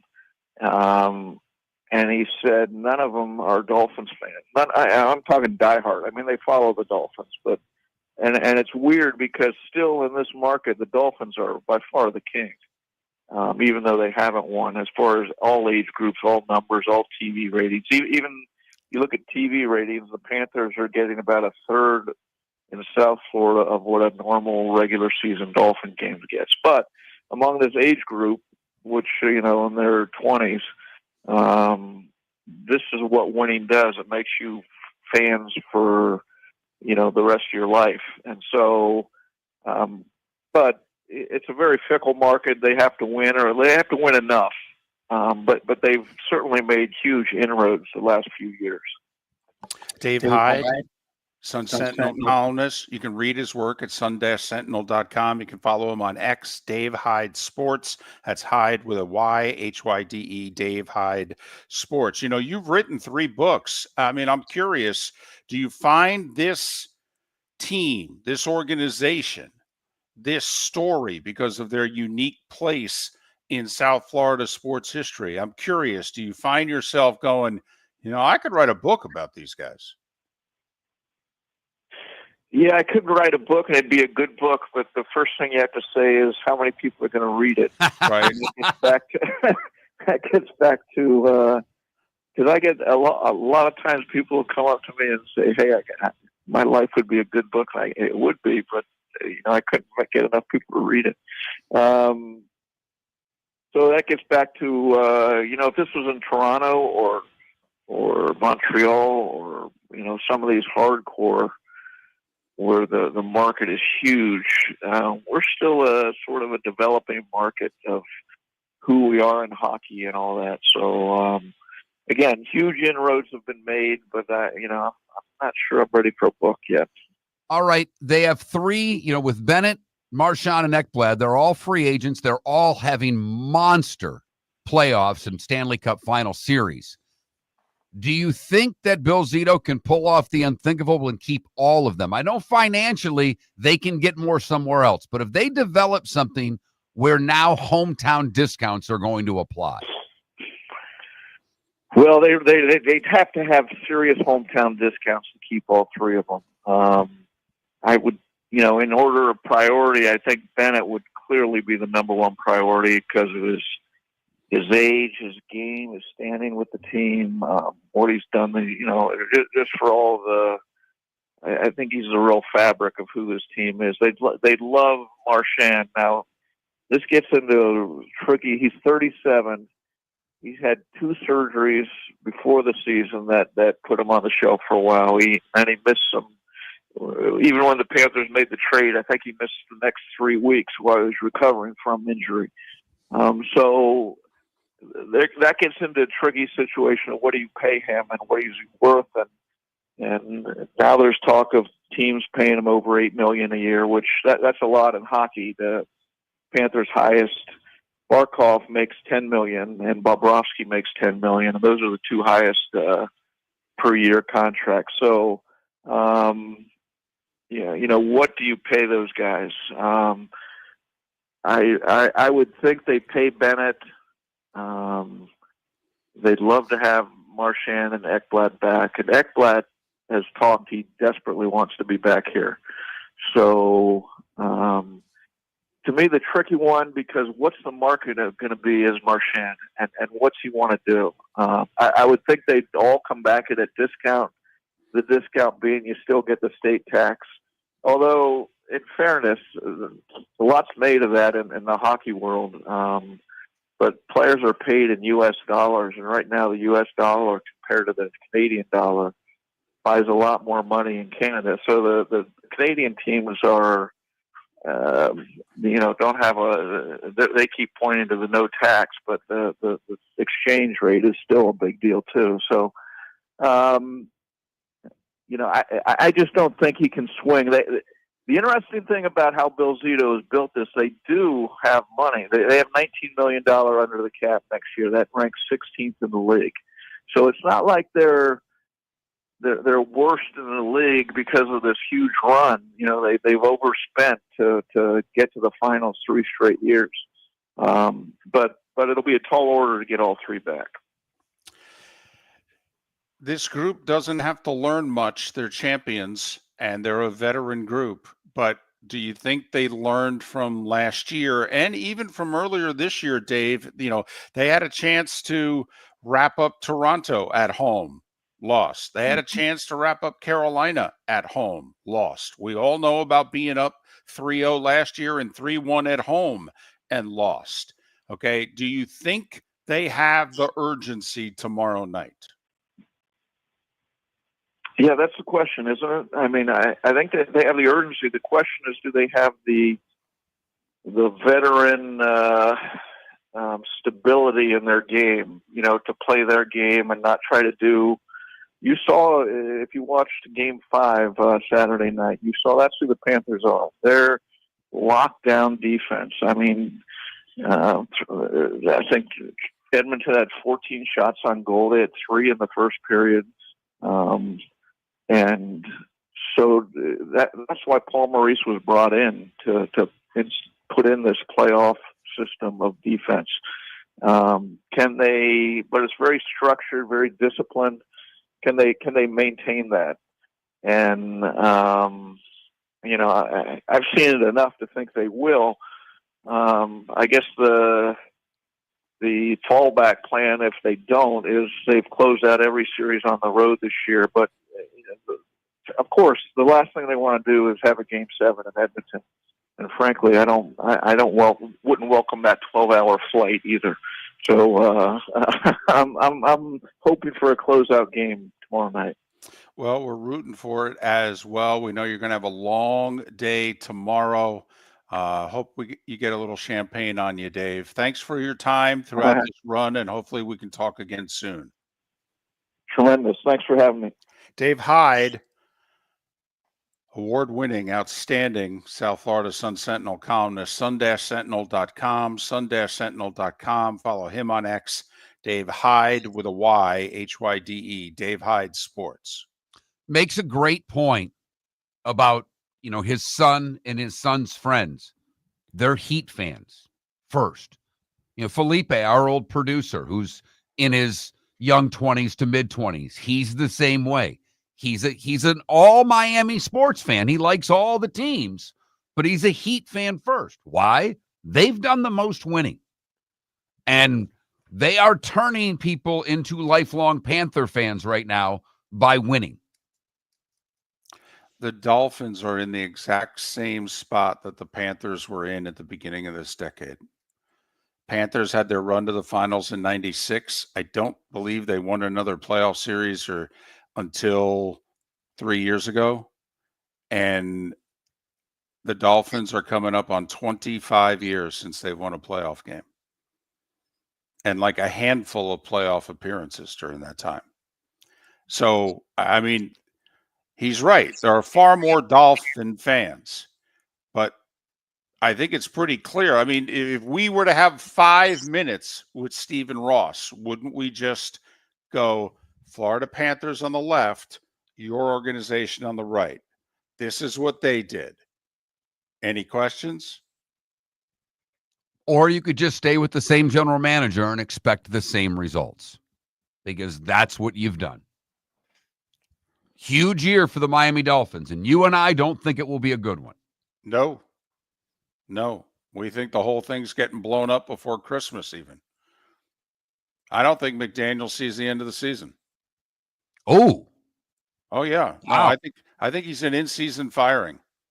I went with your poll question, David. Will J.J. Spawn win another major? You could ask the question, will J.J. Spawn win another major before the Miami Dolphins win a playoff game? With summer approaching, time to take care of your own house. So stop into the Floor Meisters and see their huge in-stock selection of carpet. The Floor Meisters has 100 rolls to choose from, starting at $2.99 a square foot for carpet, pad, and installation. Come in and ask for Dave and have him show you the Dream Weaver Select. Many styles and colors to choose from to fit everyone's taste. Floor Meisters, 6281 Naples Boulevard in Naples, right next to Costco, or go to the web, floormeisters.com. Southwest Florida's scorching heat is on its way. Stay cool with Air Advantage. As a proud Rheem Pro partner, Air Advantage delivers top-notch air conditioning solutions to keep you cool and comfortable. Right now, enjoy 18 months, no interest, no payments on qualifying systems. Call 433-4635 today for expert installation and unbeatable comfort all summer long. Online at myairadvantage.com. Air Advantage. Call today, 433-4635. Honey, you want to come out? I haven't seen you since Glass Doctor installed our custom shower enclosure. No thanks. Well, you can't keep eating breakfast in the shower, and laminating your magazines is getting expensive. You remember we have guests coming over tonight, right? Oh, I'm sure they'd love to see the shower. It's our neighbors, and I highly doubt they want to be hanging out in our bathroom. The shower's so good, you'll never want to leave. Visit glassdoctor.com today and schedule an appointment online. Mark Miller for Molly Maid. I've been a customer for over a year and cannot say enough good things about their service and communication. If you're a business owner, you can trust Molly Maid to do an exceptional job. Their expert team delivers tailored cleaning for whatever your needs, ensuring a pristine environment for clients and staff. Visit mollymaid.com/FT-Myers or call 239-418-0052. Molly Maid makes my home shine, and it will make your home or business shine too. Defining a new era in men's health. Get stronger and healthier at Game Day Men's Health. With our in-house laboratory, get in, get treated, and get back to your passion and purpose. Call 239-427-3441 for our Bonita Springs or Naples location to set up your free testosterone test and consultation. Mention Miller Moulton Radio Show for a 10% discount on your service. Start living your best with Game Day Men's Health, Bonita Springs, and Naples. Call 239-427-3441 today. For over 50 years, the Nolan family has been dedicated to protecting local families. Nolan Family Insurance is a second-generation independent agency that specializes in home, flood, auto, and boat insurance. They take the time needed to explain your coverage options and answer your questions so you can make an informed decision that's right for you. If you're looking for an agency that treats you like family, call 941-639-1122 or go to NolanAgency.com. That's 941-639-1122 or NolanAgency.com. This is Miller and Moulton.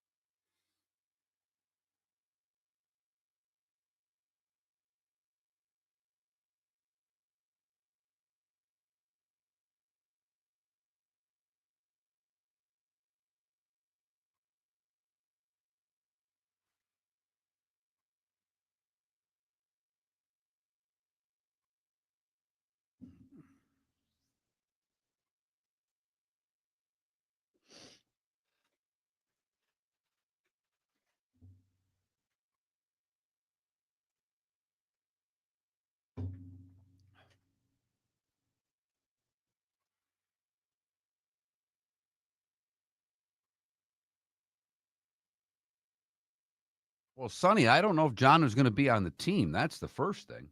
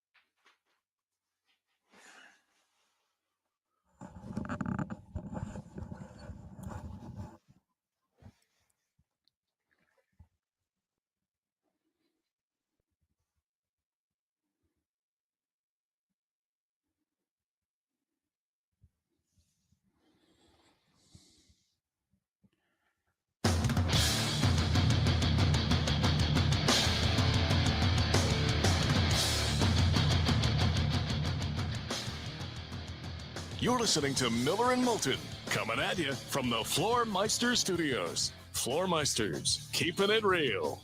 And now, here's Mark Miller and David Moulton. We are halfway home in the 239 and the 904. Final hour of the show. Lake City, Live Oak and surrounding areas. Port Charlotte, Venice and surrounding areas. Miller and Moulton, millerandmoulton.com, Miller_Moulton on X. Our poll question today, will J.J. Spawn win another major? If you're good enough to win a major at Oakmont, you almost always win at least 2 majors in your career. He's 34. Do you think J.J. Spawn will win another major?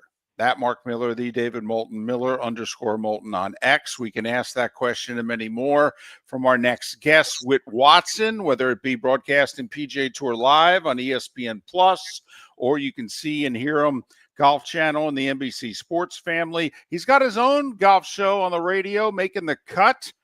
You can listen to it on the iHeart Radio app. It airs Saturdays in the Orlando and Jacksonville markets. Follow Whit on X at Real Whit Watson, Whit with 1 T, Real Whit Watson. Whit joining us on the American Paint Supplies Hotline, your one-stop shop for all your coating needs. So first off, do you think JJ's going to win another one?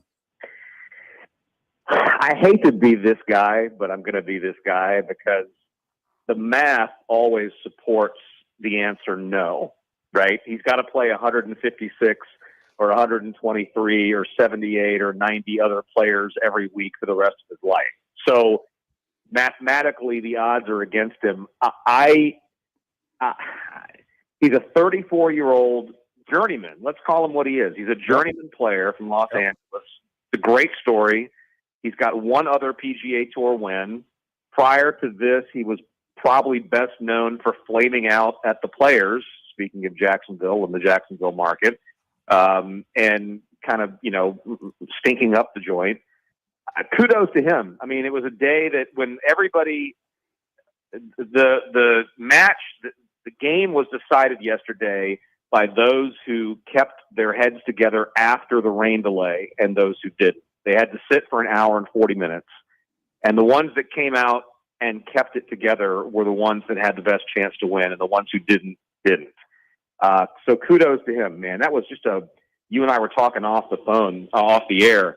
What a weird afternoon that was. It was just awkward. But that's what U.S. Opens are, right? They're weird. They're not shootouts. They're survival tests, aren't they? Absolutely. And, Whit, every day was different because I thought on Thursday there were a lot of big scores. I get it, but guys were making birdies all over the place.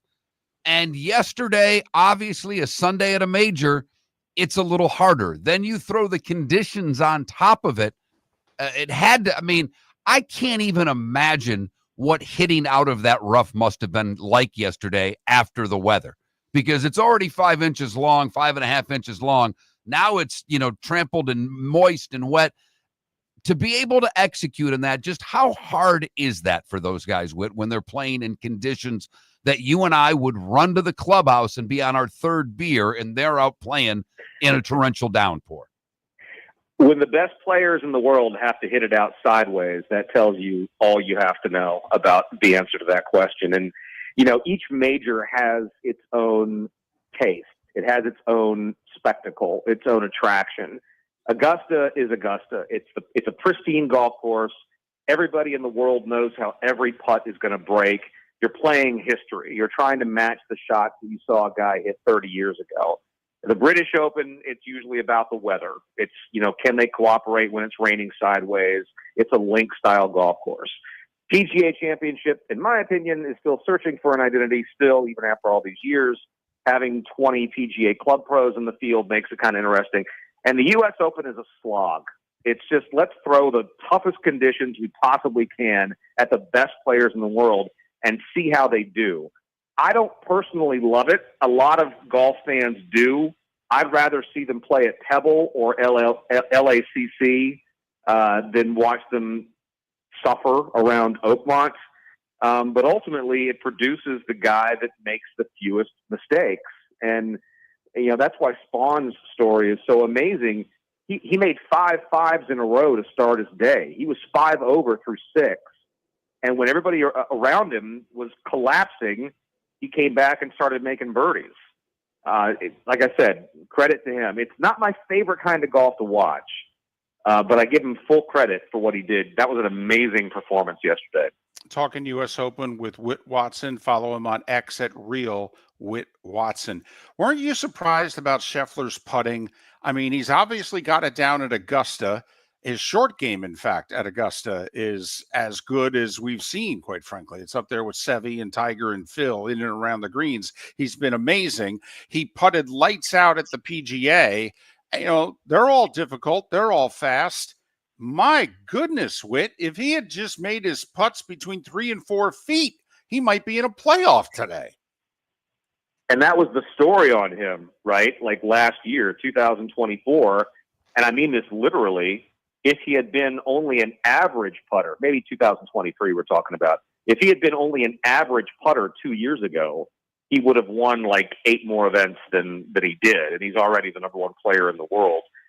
In 2025, in his first 12 starts, he had gained more than half a stroke putting compared to the field in 7 of the events. At the Masters, he gained 1.2 strokes putting on a week when he drove it poorly. He gained more than that in Houston and at the Byron Nelson. It's too bad that it didn't show up at this U.S. Open, because we would have been talking about, Scheffler capturing one major that he hasn't won yet, which is the U.S. Open. The Open Championship is the other that he's still waiting on, but he's going to get there. The putting has been part of his story since he ascended to number 1. Our mutual good friend Justin Ray, who's golf's preeminent stat guru, came on my radio show in Orlando and Jacksonville multiple times in the last 2 years and literally laid it out, David, like statistically, saying if Scottie Scheffler was only an average putter, if his stats in terms of putting were merely average on the PGA Tour, he would have won X, Y, and Z, which would have been, 1.5 plus 1.5x of what he's already won. That is the story that kind of follows him, which is too bad, because otherwise we're witnessing one of the greatest players ever. But there's time. There's still a lot of events left, and he's still in his 20s. So there's still time for him to figure it out.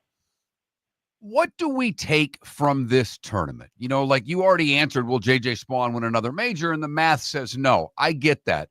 But is this a tournament that is simply the Open at Oakmont? It's its own animal, and we don't really look at anything going forward from this, or for, Hovland playing close again, for what Robert McIntyre did. I mean, do you look at any players and go, all right, this is the next stepping stone for their career, or is Oakmont just its own entity?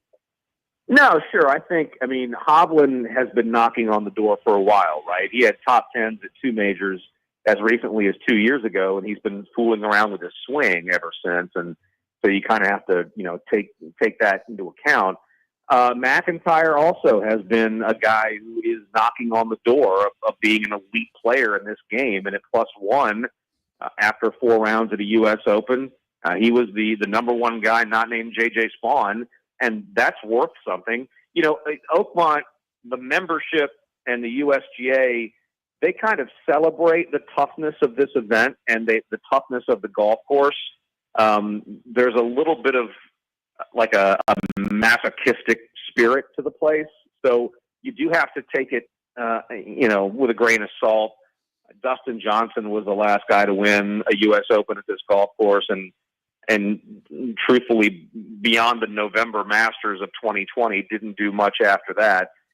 So, yeah, to answer your question, is Oakmont a bit of a one-off? Yes, but that doesn't mean you should discount what the guys did, the guys who did something. And, Tyrrell Hatton, again, wonderful personality, just hysterical to watch him. He's like one of us, on the golf course, except he's professional. He finished in the top 5. That gets you a lot in golf. I mean, he's coming back next year. That's going to get him into a lot of events, even though he's playing on the Live Series. That gets him into a lot of events should he choose to play here. John Rahm finished in the top 10 There was a lot to be said about what happened in the last 4 days. But to circle back to the answer to your question, Oakmont is Oakmont. You kind of have to separate that and then look at the leaderboard and what these guys did the last 4 days. Rory shot 67 yesterday. Best round of the week by 5 right. shots, I believe. I mean, should we give him a pass? Has he earned a pass for the last 13 years? He's kind of pouting. He's a little petulant. He's very moody. Does he just need a 3-week bender and some home cooking? I mean, honestly, I've never seen anybody need a Snickers and a nap recently more than Rory. I mean, should we cut him some slack? Earned is a weird word around him, right? Because of his comments this week, he seems to believe that he's earned the right not to speak to the media. Eamon Lynch of USA Today had a very interesting column in the last couple of days. I urge folks to go check it out, talking about that very fact that, McElroy believes that he doesn't need to talk. He is accurate in saying that he doesn't have to talk to the media because he literally doesn't. As you know, PGA Tour players are independent contractors. Right. There's no union. There's no collective bargaining agreement. They are not mandated to talk to the media, should they, in order to connect with their fans who ultimately support the game. That's Eamon's point in his column. And I said this on the air on our show on Saturday. Rory McIlroy has been in a bubble since he was 10 years old. He's been protected and coddled and sheltered from the real world since he was a prodigy as a kid. Whatever you do, don't mess up this kid. He's such a great player, and in the area where he grew up, that's a very important consideration. Whatever you do, don't let anything get to this kid. So he never finished high school, didn't go to college, didn't experience the U.S. media in full until he came to play on the PGA Tour after great success on the DP World Tour / European Tour. Got about 30 seconds. I don't know that he knows how to handle it. I don't know that he knows how to adult in public, even though he's married and has a kid. He never really had to go through it. He never really had to fail the way the rest of us failed. And then you turn around and learn from it and become a man. I just think he is what he is. I think he's just going through it publicly in front of all of us. Whit Watson, listen to his golf show, Making the Cut, Saturdays, iHeartRadio in Orlando and Jacksonville, and the iHeartRadio app. For over 50 years, the Nolan family has been dedicated to protecting local families. Nolan Family Insurance is a second-generation independent agency that specializes in home, flood, auto, and boat insurance. They take the time needed to explain your coverage options and answer your questions so you can make an informed decision that's right for you. If you're looking for an agency that treats you like family, call 941-639-1122 or go to nolanagency.com. That's 941-639-1122. or nolanagency.com. With summer approaching, time to take care of your own house. So stop into the Floor Meisters and see their huge in-stock selection of carpet. The Floor Meisters has 100 rolls to choose from, starting at $2.99 a square foot for carpet, pad, and installation. Come in and ask for Dave and have him show you the Dream Weaver Select. Many styles and colors to choose from to fit everyone's taste. Floor Meisters, 6281 Naples Boulevard in Naples, right next to Costco, or go to the web, floormeisters.com. American Paint Supplies, for nearly 30 years, is your one-stop shop for all your coating needs. If you are a designer, a contractor, a professional painter, or a weekend warrior, American Paint Supplies is the place where experts go to get expert solutions. At 6100 Shirley Street in Naples off of Pine Ridge, American Paint Supplies delivers the best solutions with the best products with the best support. Meet Gene and his team today at American Paint Supplies. Call 239-566-2700. That's 566-2700 or online at AmericanPaintSupplies.net. Mark Miller for Molly Maid. I've been a customer for over a year and cannot say enough good things about their service and communication. If you're a business owner, you can trust Molly Maid to do an exceptional job. Their expert team delivers tailored cleaning for whatever your needs, ensuring a pristine environment for clients and staff. Visit mollymaid.com/FT-Myers or call 239-418-0052. Molly Maid makes my home shine, and it will make your home or business shine too. This is Miller and Moulton.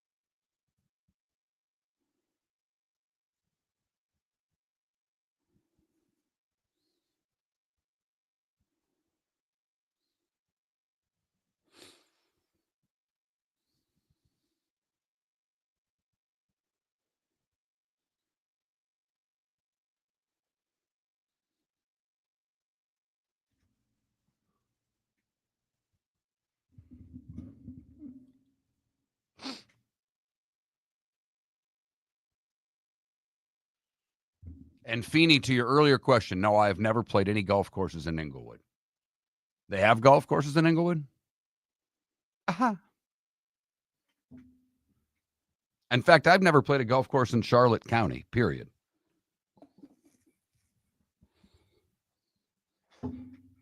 And J.J. Spawn, David, for the record, is now third on the Ryder Cup points list. Top 6 automatic? Top 6 automatic. And right now that's Scheffler, Schauffele, Spawn, DeChambeau, JT, and Morikawa. And Morikawa is just ahead of Russell Henley.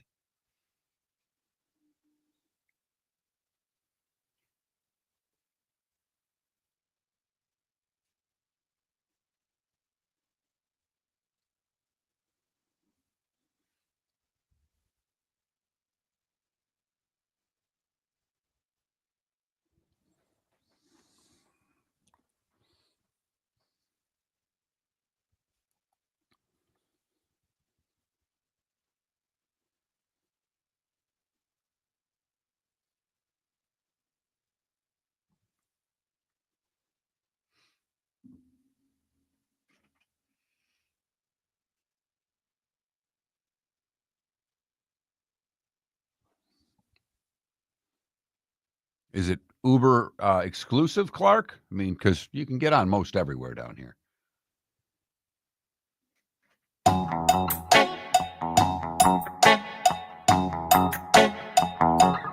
You're listening to Miller and Moulton. And now, here's Mark Miller and David Moulton. 21 minutes past the hour. Thanks so much for being with us. Miller and Moulton, millerandmoulton.com, Miller_Moulton on X. 73 and 80 days away from the college and NFL seasons kicking off, respectively.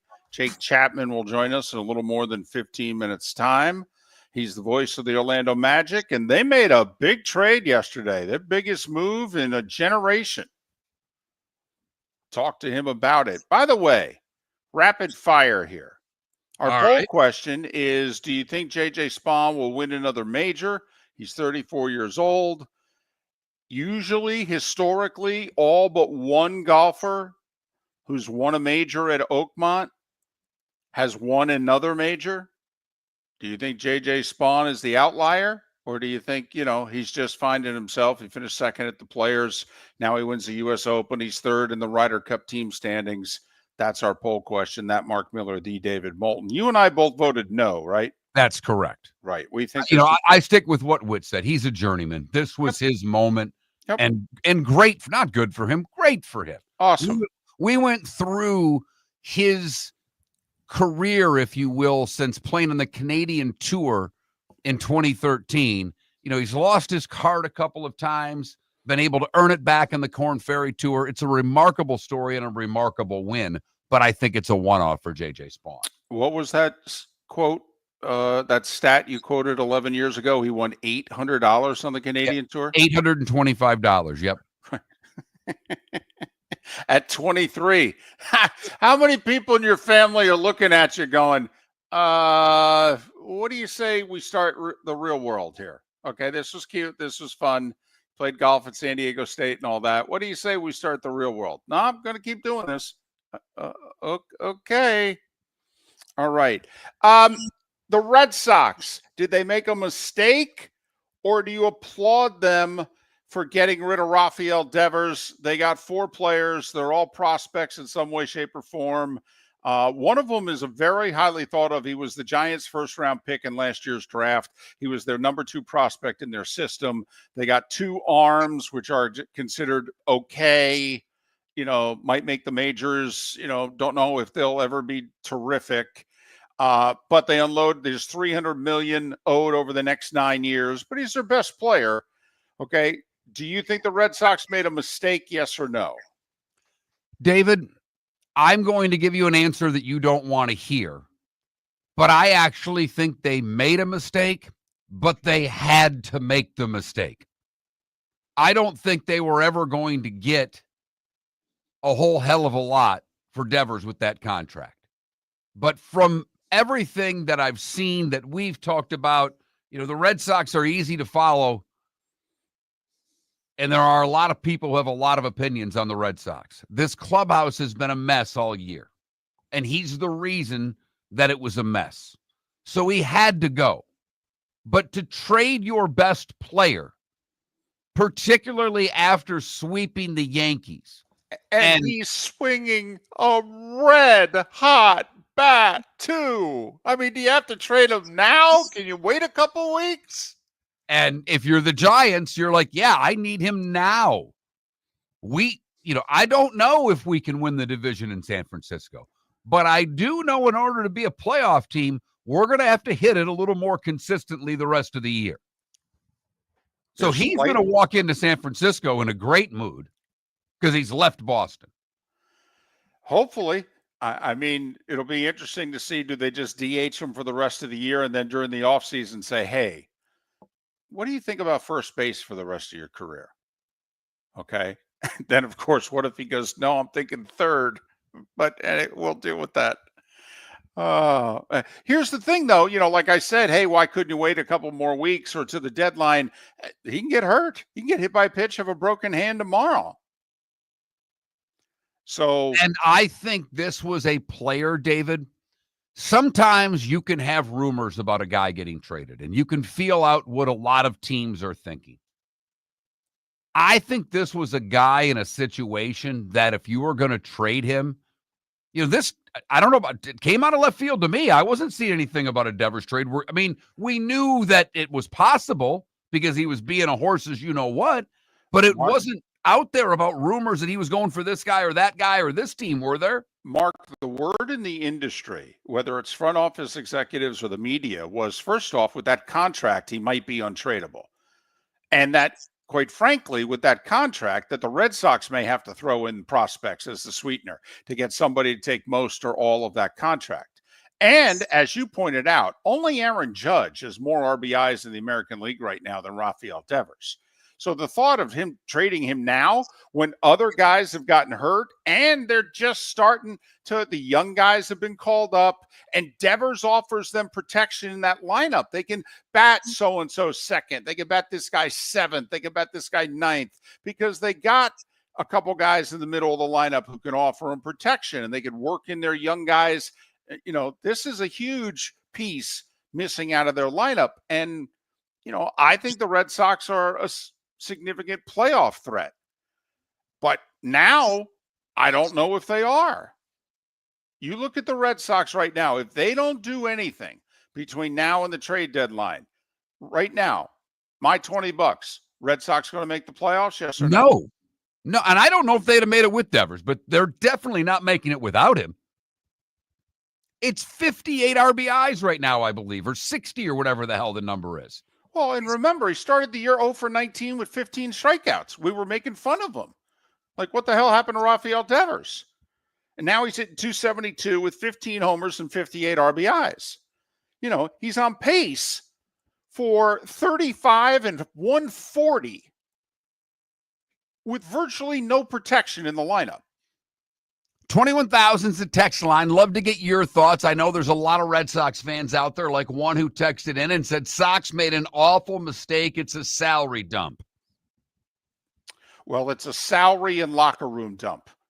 Okay. He's playing great. Okay. But that doesn't mean that the rest of the room wasn't looking at him funny. Okay. I mean, it did not go over well with the room that he wouldn't go to first for the betterment of the team. Now, I will say this puts the Red Sox at a staggering disadvantage. They signed Bregman during the offseason. He has an opt-out after this year. And Bregman's exactly the kind of leader they want. Well, now Bregman's looking around going, wow, you need me more than ever. Bregman's guaranteed to opt out after this year, and he's going to look around at him, and Scott Boras is his agent, and he's going to be like, this is our price. And you're pretty much going to have to meet it. Or otherwise, you're going to lose Devers and Bregman within 6 months of one another? How long do you expect to keep your job?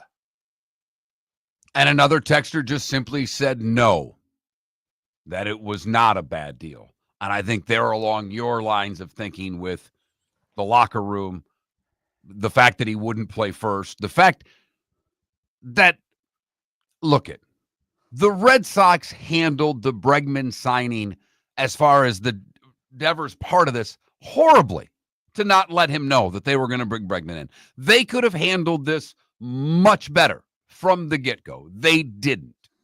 But when they went, it was Kansas City, right, David, that they flew into? Yep. Meet with them. When the owner and the GM get on the private plane and go to Kansas City and meet with the player and apologize for the way things have been handled, and he basically gives them the middle finger and says, I don't care.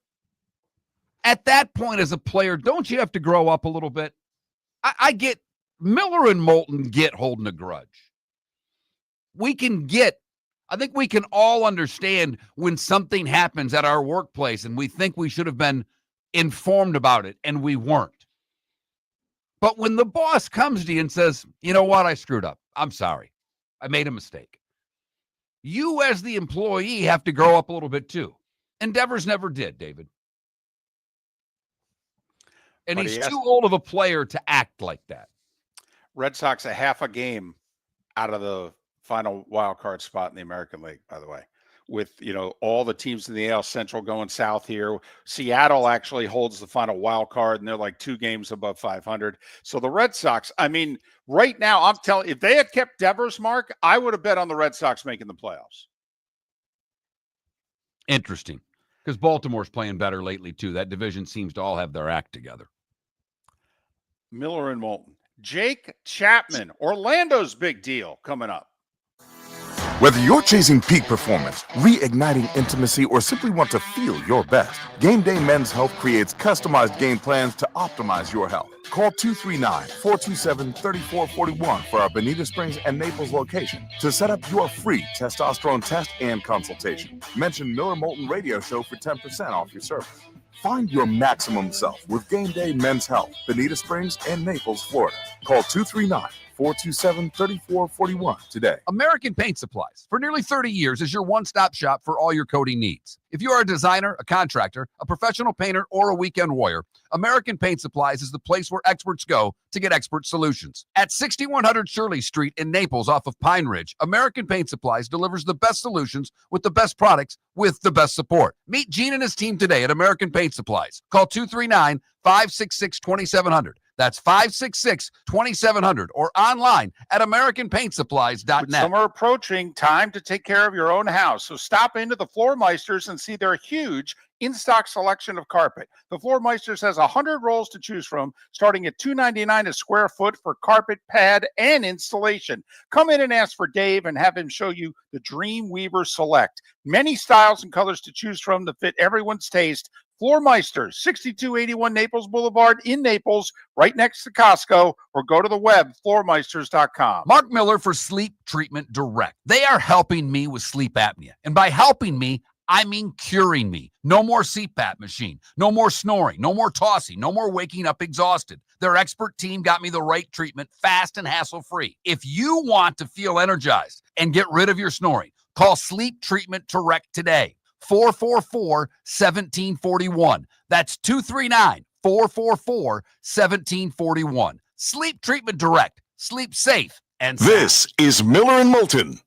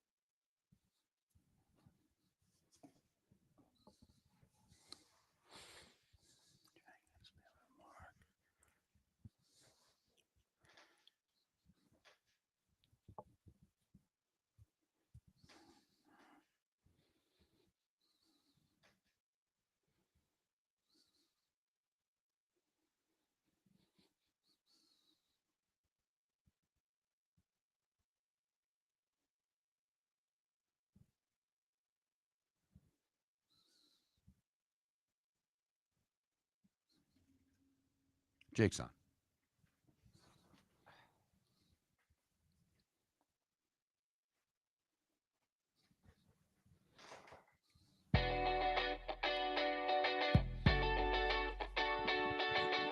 You're listening to Miller and Moulton. And now, here's Mark Miller and David Moulton. 22 minutes until the top of the hour. Thanks so much for being with us. Miller and Moulton, millerandmoulton.com, Miller_Moulton on X. Jake Chapman, the fine young radio voice of the Orlando Magic, kind enough to join us once again. You can follow Jake on X at Jake Chapman OM, Jake Chapman OM, and Jake and all our guests join us on the American Paint Supplies Hotline, your one-stop shop for all your coating needs. Jake, it's David and Mark. Good morning. Thanks for doing this. How are you? Gentlemen, good morning. I'm doing very well. How are you guys? Well, we're doing great. We love big trades, and we love when they kind of come a little bit out of nowhere. Orlando hasn't done something this bold in a long time. Okay. Your thoughts when you heard about the move? Especially in the middle of June, right? Sports Talk Radio. Now, look, it was a great weekend. You had the U.S. Open. Funny to talk about the Panthers, obviously. It just sort of fell out of the air right into our laps. I'm sitting there yesterday. I knew we were going to be aggressive this summer. I wasn't sure it would happen that fast. It kind of kicked off trade season. And, yeah, a major move. You knew at the end of last year, obviously injuries played a role with the way the team sort of took a step backwards last season. I think everybody had high hopes after the previous year, after taking Cleveland to 7 in round 1. Jalen Suggs' injury loomed large last year. You had the oblique injuries to Franz and Paulo early in the year, and he just never gained traction last season. So Jeff Weltman said in his closing comments at the end of the year that the team was going to be aggressive, that Paulo and Franz were kind of ready to have a contending team around them right now. Didn't necessarily know what that would look like, but you had a feeling that the building was kind of over. It was kind of time to put some finishing touches on the thing. And see what it looks like, because as I mentioned, Paulo Banchero and Franz Wagner are ready to take a team deep into the playoffs, in my estimation, and in Jeff Weltman's as well. So you had all these picks. You had 2 first-round picks this year. You've been able to stockpile. You had a swap for next season, so technically 2 first-round picks next year, and then all your picks moving forward. Push all those chips into the middle of the table, and you bring back a guy in Desmond Bain who's 26 years old. He is a knockdown shooter, catch and shoot. His best spot on the floor is straight away, but he can knock down the corner threes as well. He can create with the ball in his hands. You're talking about 5 assists per game over the last 2 seasons. But then when John Morant has been out for various reasons, they put the ball in his hands, and he's been able to create as well. So he gives you a third playmaker behind Franz and Paulo, but really a kind of seamless fit as far as the culture goes and as far as the needs go. He defends very well, and he knocks down threes, and that's exactly what you were looking for. So seems like a perfect fit. Yes, the cost was very high. You're talking about multiple first-round picks. You're talking about unprotected first-round picks in 2028 and 2030. But the idea is the team's going to be good for the next couple of seasons. So hopefully those will be late in the first round, and you won't miss them too much. And, Jake, as you mentioned, he is a two-way player, and so are the core players for the Magic. But the one thing that we've talked about on this show for 2 years is the Magic need to score more. They were a bad three-point shooting team. You just mentioned he's a terrific three-point shooter. He's averaged like 40% threes for his career. So this should provide an offensive spark that this team desperately needs. Yeah, look, and Kentavious Caldwell-Pope and Cole Anthony go in the deal as well. And KCP had an off year. You brought him in last summer, and you were open that he was a big that he did a whole lot of work towards fixing that three-point shooting problem. And it just never quite clicked for him. He got better as the year went on, and he brought it defensively. And KCP's a true pro. He plays night in and night out.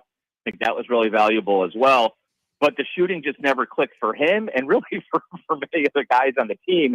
I mean, I don't think it's a stretch to say if you were just league average shooting the three ball last season, you definitely would have been a top 4 seed in the Eastern Conference. I think it was that glaring of kind of the hole within the Magic's offense. You've got 2 6'10" guys in Banchero and Wagner who can get to the bucket, who can operate in the mid range.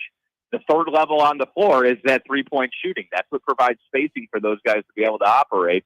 And really, when Jalen went out, as Jalen Suggs at the beginning of January, you just kind of had a hole. You were just sort of plugging in that hole and hoping that guys knock down shots night to night. And when the Magic would make 12 threes in a game, they could beat anybody. But far too often, it was more like 6 or 7 made threes. And in today's NBA, you just can't play that way. So I think this is a more proven, younger, and more and longer on contract commodity in Desmond Bain than Kentavious Caldwell-Pope was coming in at 31 years old. And so you're hoping to basically what you were looking for last season. You're hoping to be able to get that a little bit more so, and maybe for some more years. 26 years old is, I mean, that I think it's a big key here. If you're going to push all your chips in, you're talking about picks in 28 and 2030. Then you better make sure that it's going to be a long-term fix. And I think his age played a big role. Jake Chapman, the radio voice of the Orlando Magic. Follow him on X, Jake Chapman OM. Jake Chapman OM. Well, then let's just lay it out. I mean, for the record, he does turn 27 at the end of the month, but still, he's under contract for 4 more years, Jake. So you're going to get him at 27, 28, 29, and 30.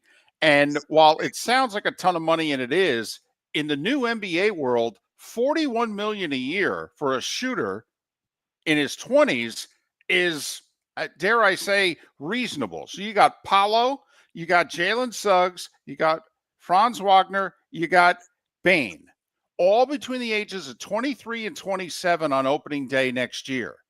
I mean, isn't this the most pressure that then will have been on an Orlando Magic team since the Dwight Howard-led group was, coming back from the finals? And when I'm thinking about a young core of 4 or more players, I mean, this truly goes back 30 years, to Shaq and Penny and, Anderson and Scott. I mean, for Orlando Magic fans, this is the 2 most glorious moments in franchise history. That's what they think they're recreating here, don't they? Absolutely. I think David Steele put a tweet out yesterday. He said, just think about the history of the franchise. You had that young core, you brought in Horace Grant, and a year later you were in the finals. Go back to 2007. You had that young core with Dwight and Jameer Turkoglu. You bring in Rashard Lewis, and 2 years later you're in the NBA finals. So there are certainly some historical parallels. I think it's a really good point about the pressure, and I think that is welcomed. I think there's pressure on the players, the coach, and the front office as well, because what happens when you trade away all those picks is you look around and you say, okay, we're going to have to make this group work. Might be able to make some ancillary moves and some tweaks to the roster over the course of the next few seasons and maybe even this offseason as well. I don't think we're done yet. Certainly the draft's still to come and then free agency. But, this is pretty much your core group because, as you mentioned, you've got extensions kicking in this year for Jalen Suggs and Franz Wagner. That represents another, I don't know off the top of my head, $50 million annually or something like that. Once those rookie extensions turn into the max extension for Franz and the big extension for Jalen. Paolo's max extension is coming. He's going to get every cent the league allows us to give him. And so, you've got pretty much a core in place here. I think it's good when you're a small market like Orlando to lock that up and to have 3-4 years. In Paolo's case, it's going to be, 5-6 years where, you're aware of exactly what you're going to have long term and you're not guessing and you're not hoping for that one missing link summer to summer. But there's a ton of pressure that this is the group and it's going to look like this. And there's only going to be small tweaks to be made elsewhere. So I think it serves notice to Paolo and Franz. Look, we're trying. We're trying to get you guys help. We're trying to push the chips in, and we're trying to make our move right now. But it does. It places a lot of pressure on everybody's shoulders, and it's a great point. It's been a long time since I think we'll come into a season with expectations like this, but also with pressure like this as well. So it's interesting. It's a little bit scary, of course, but I think the timing was definitely right. You saw last year with the way Paolo Banchero played, certainly in the second half of the season, with where Franz is at this point in his career. And the other part is this. Jalen Suggs is such a big part to this whole thing. Jalen's had trouble keeping his butt on the floor. And so you do, I think, with Desmond Bane, have a little bit of Jalen Suggs insurance. He's a really good perimeter defender. He's a really good knockdown shooter, just like Jalen is, but then also he can create a little bit with the ball in his hand. So I think that probably played in as well. All right, you mentioned in that answer pressure several times. Who does the most pressure lie upon heading into the season now? That's a good question. I think when you make all these moves around and you have the same head coach, then I think the coach certainly picks up some of the pressure. Like I think if everybody's healthy and everything goes according to plan, and you fall in a little bit under expectations, and that's the first place people look. And that's not anything about Jamal Mosley specifically. That is about the NBA, right? Like we just saw Tom Thibodeau get fired for crying out loud after taking a team to the conference finals. So when you feel like you have the roster there, then certainly everybody's eyeballs land on the head coach. But I think Jamal Mosley's been one of the best coaches in the league. And I think the turnaround is squarely on his shoulders. I mean, he built a culture here. So I have no hesitation, stamping him and that he'll be able to get the best out of this group. But then I think there's also a lot of pressure on Jeff Weltman. When you make a move like this, and granted, it's because of his acumen and his front office's acumen that you've been able to build up all these assets. You've been able to build a roster where you feel like you're one piece short, and finally now we've seen those chips moved into the middle of the table. But when you say, Desmond Bane is one of the final pieces, well, he better be. So there's pressure on the deal maker. There's pressure on the leader in the locker room. And then, of course, I think there's going to be pressure on some of the other guys. Like, we talk about the starting lineup. It looks good. If you're watching the finals, man, you're seeing who's winning each game. It's whoever's bench is playing best, right? It's guys 4 through 9. It's Obi Toppin and T.J. McConnell one night, and then Oklahoma finally, locks down final 3 minutes of the game, and Luke Dort is flying all over the place. You need those really good role players. So some of the young talent, I think, on the Magic roster will have a lot of pressure on them as well. The Anthony Blacks, the Jed Howards. Are you going to be a part of this thing moving forward, or are you going to become an expendable piece and really something that we need to upgrade if we want to be a championship roster? So I guess it's a long way of saying the pressure's on everybody. But I think, you make a move like this, and that's welcome pressure, to be sure. Yeah, I agree with you, though. I think the coach will be number one on the pressure meter. Jake, we get the sense, and granted, we're a couple hours away, but we get the sense that the Orlando sports fan is tired of being patient and understanding that, UCF getting to the Big 12, that was great. Now it's like, okay, enough with this mediocrity. If Arizona State can win, damn it, it's time for us to win. The Magic fan put up with getting Paulo and getting Wagner and dealing with injuries. And, hey, we're putting a team together. Now, when the Indiana Pacers go to the finals, doesn't that put a lot of pressure? Okay, when other teams in the Big 12 are turning it around quickly, I get the sense the Orlando sports fan is like, hey, it's time to start winning. Yeah, I think that's a pretty accurate assessment. I don't care how far you are from here. I think that's you nailed it. I mean, the UCF thing, I won't pretend like I'm an insider or anything, but I think there's certainly something there. Everybody was excited about it, and then it's like, okay, let's start to see some results. And so we'll see if Scott Frost can pull that off. I have a feeling it's going to look a lot better than it did the last 2 seasons. That's just my personal belief. With the Magic, there's still this perception that the Magic are, you remember back in the day how the Royals or the A's was a farm system for the Yankees. Like, people still think the Magic are just bringing up good players and then letting them go to the Lakers. And I realized that happened twice with the 2 best players in franchise history, but there are pretty unique circumstances when you think about Shaq and that whole story in '96 and him getting to Hollywood to make movies and the Lakers actually offering them more money than the Magic did, which is not a thing that happens anymore now with max contracts. And then Dwight and the whole fallout with Stan Van Gundy, et cetera, et cetera, et cetera. The NBA has dictated now that you are staying put in with the team that drafted you, if they want you, for at the very least, like the first 8 years of your career, because of rookie contracts and because you don't reach unrestricted free agency until after that point if the team doesn't want you to. So Paulo's not going anywhere until like at least 2030 or whatever. I don't have the dates in front of me. Franz Wagner is not going anywhere unless the Magic want him to go somewhere. And so I understand not being patient, but you have to at least accept the fact that it's not 1996 anymore. And this is kind of the way you have to do it. And if you just look at recent history, boy, the Denver Nuggets made a small move for KCP a few years ago and won a championship. The Boston Celtics got it all clicked into place when they made a move for Derek White. Even Rudy Gobert, who cost a whole bunch of picks for the Minnesota Timberwolves, and everybody thought they were crazy at the time. Well, Minnesota's been to back-to-back conference finals with Gobert. Maybe it was an overpay, but the results were there. And so I think this is sort of the way that you have to do it. You have to draft right. You have to nail guys like Paulo and Franz and Jalen Suggs.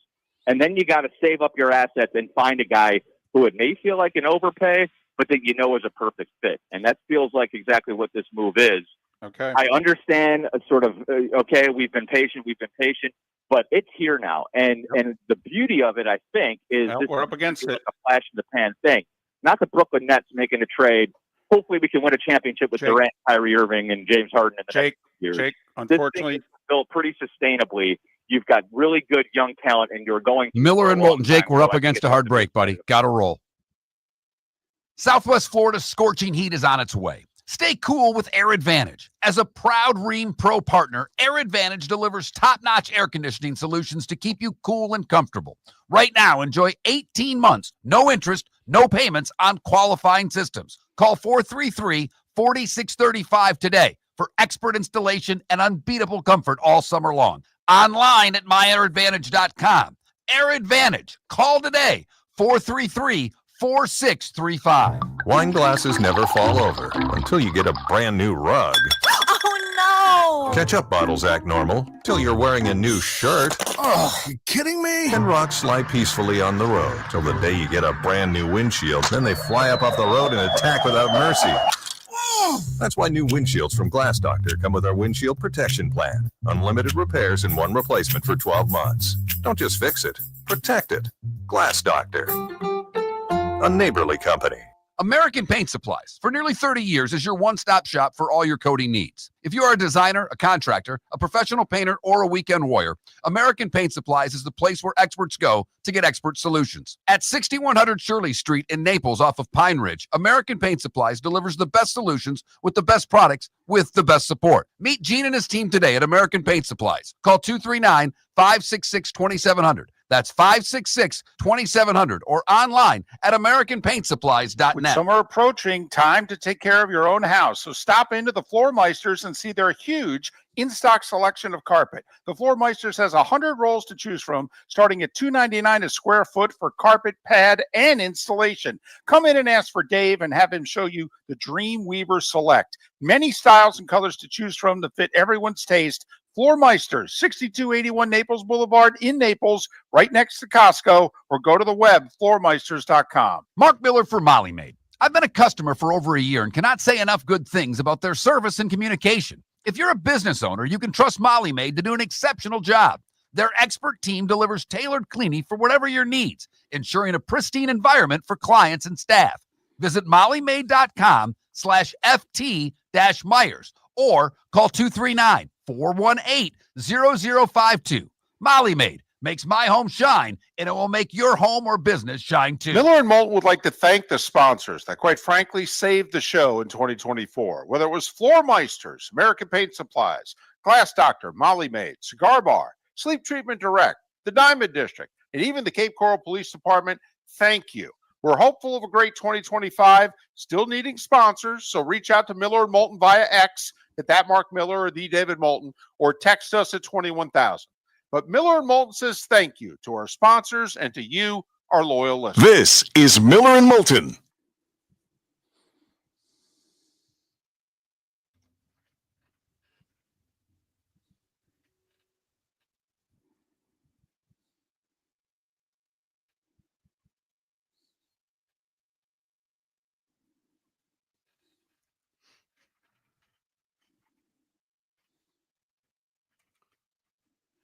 Didn't really need him to go all Brando there. No, it was going really well. I know. And if he ended early, I was all set because when you said he's a young broadcaster, I went, how young is he? So I looked it up. He graduated college in 06, which means he's in his 40s. And if he would have ended at 52:30, I was ready to go, Jake, you're young to us, but when's the last time you were introduced as a young play-by-play guy?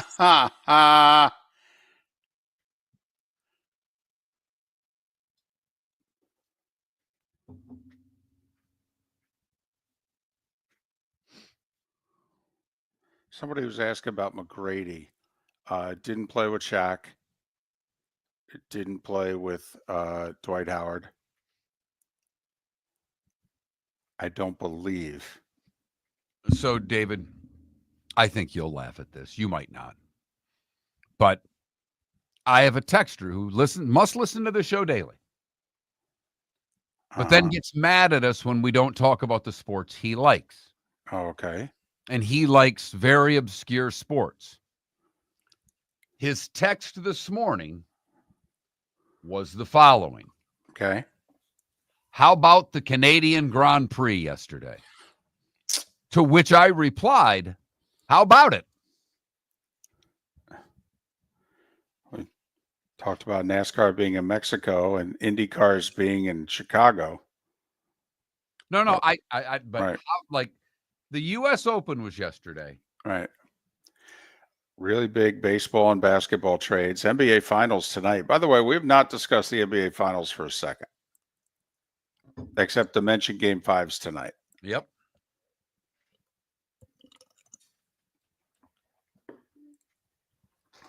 Adam, I would vote Jacksonville Jaguar fan on that list. No offense. I would go Dolphin first, Jag second, Magic a distant third. Yeah, it's funny. Magic, they fill that arena most nights. And years. Well, I think you know it better than I do, but I've become friends with the guy who's from Orlando.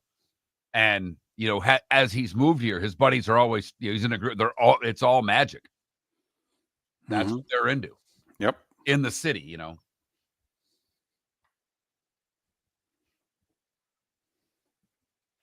And no, we have not mentioned Ohtani pitching tonight.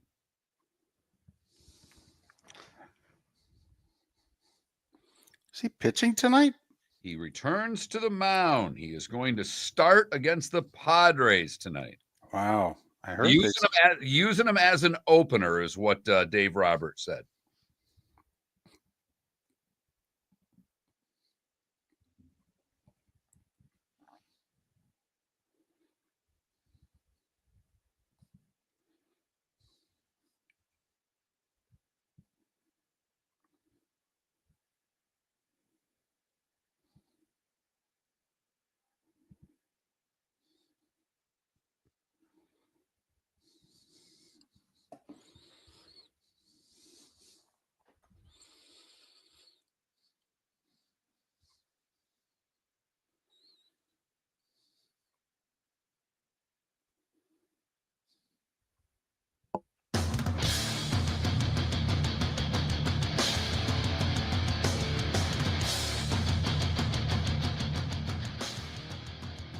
You're listening to Miller and Moulton, coming at you from the Floormeister Studios. Floormeisters, keeping it real.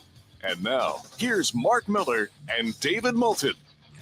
It is the bonus hour of Miller and Moulton in the 239 and the 904 on this Monday. Thanks so much for being with us. Miller and Moulton, millerandmoulton.com, Miller_Moulton on X. Broadcasting live from the Floormeister Studios. Floormeisters, just keeping it real. So we got two big things going on tonight, neither of which we've talked about yet on the show. Game 5 of the NBA Finals. I mean, we did mention it during the starting 5 in the first hour of the show, but we haven't gotten into, OKC evening the series up. And, now it's a best of 3 with the Thunder having home court. And do we think Indiana lost their realistic shot to win the NBA title by being unable to close it out, winning their home games? Blah, blah, blah. I mean, they had a lead late in game 4. Had a 7 or 9 point lead going to the 4th. Now OKC made an early run to get within 2, but I think that weren't they up 4 with under 3 minutes to go? I think that's right. But and then a 3. I just remember them being up 1 with like 3.5 minutes left. And OKC outscoring the Pacers 12-1 to end the game. And by the way, not just win, but covering by a half a point. That is correct, David. Did it end up at 6.5? I thought it was 5.5 during our show, and it went another point. So it was 5.5 before our show started Friday, was 6.5 by the end of the show, and was 6.5 at tip. And so the Thunder down 7 going to the 4th and laying 6.5 outscored the Pacers 32-18, including 12-1 down the stretch to win and cover. And SGA scoring 15 of his 35 in the final 4.5 minutes. Yep.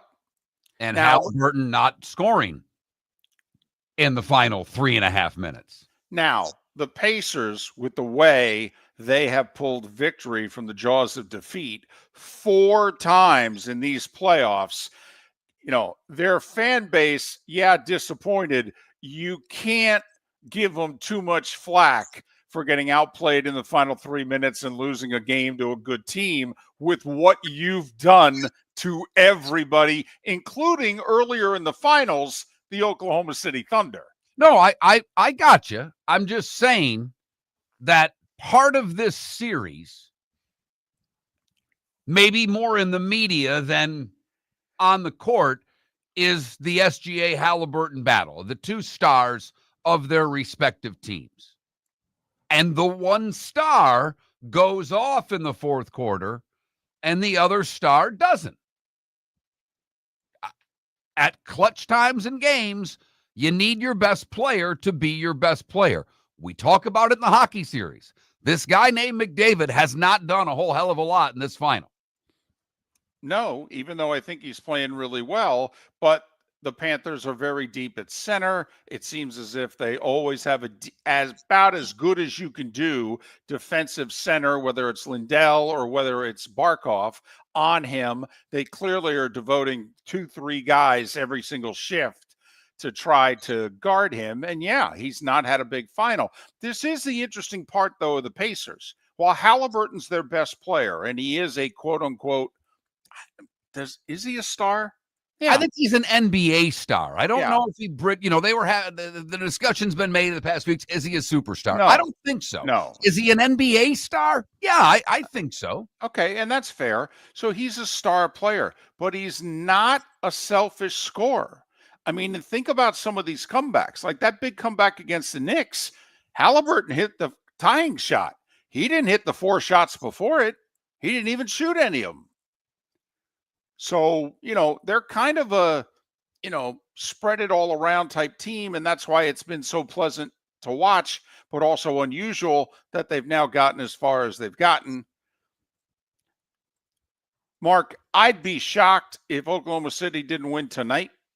They're 9.5-point favorites. And to me, the best case for Indiana is if you force it to a game 7, anything can happen. That's kind of like, if you're Edmonton, obviously, it would have been better being up 3-2. But if you can get it to a winner-take-all scenario where you've got the best player in the world on your team, like people have been listening to hockey people in the last couple of days, and they've just said, well, McDavid's got to go all Gretzky. I mean, he just does, and if you go all the way back, the LA Kings and the Toronto Maple Leafs played a best-of-7 conference final back in '93. Toronto was the better team. They were the deeper team. They had home ice advantage in the series. LA won a couple overtime games, forced it to 7. In Game 7, Gretzky scored a hat trick, and LA went to the final. Because, they made it small enough where you get a good game from Kelly Rudy, the goalie, and you get Wayne Gretzky, the puck, we can win. Problem on the basketball side of things is that right now the Pacers don't have an answer, and not much of the league does, for SGA. The best player in the series is playing like the best player, David. I mean, the MVP's proven it in this series. What he did in the fourth quarter of Game 4. He's their go-to guy, and you know it.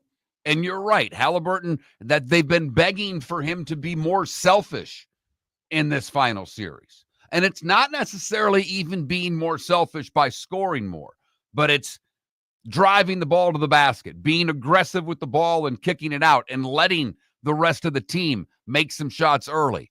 Tougher to do on the road. I think Halliburton tonight's got to be big. He's got to be a little more selfish. He's got to be the leader. And he's got to be that from the get-go. They don't want to do what they've done, and and they come back and they've beaten so many teams, but they don't want to find themselves in a 14-point bind at the end of the half. And I think they need Halliburton to have a big first half tonight. Doesn't mean he has to score 20 in the first half, but it would be nice to see him have, 10, 12 points and 5 assists in the first half, if you know what I mean. Don't we have to be honest, though? The Thunder are better. Yeah. Listen, that's what we thought going in. But now we've seen them play against one another for a week and a half. The Thunder are deeper. They're better. And Indiana's deep, but the Thunder are better. Right. And just like in hockey, the Florida Panthers are better. They are. They're a better team. They're deeper. They're better. The difference is, I think the best players on Oklahoma City's team. They're, both really good teams, both really deep, but Oklahoma City has the best player.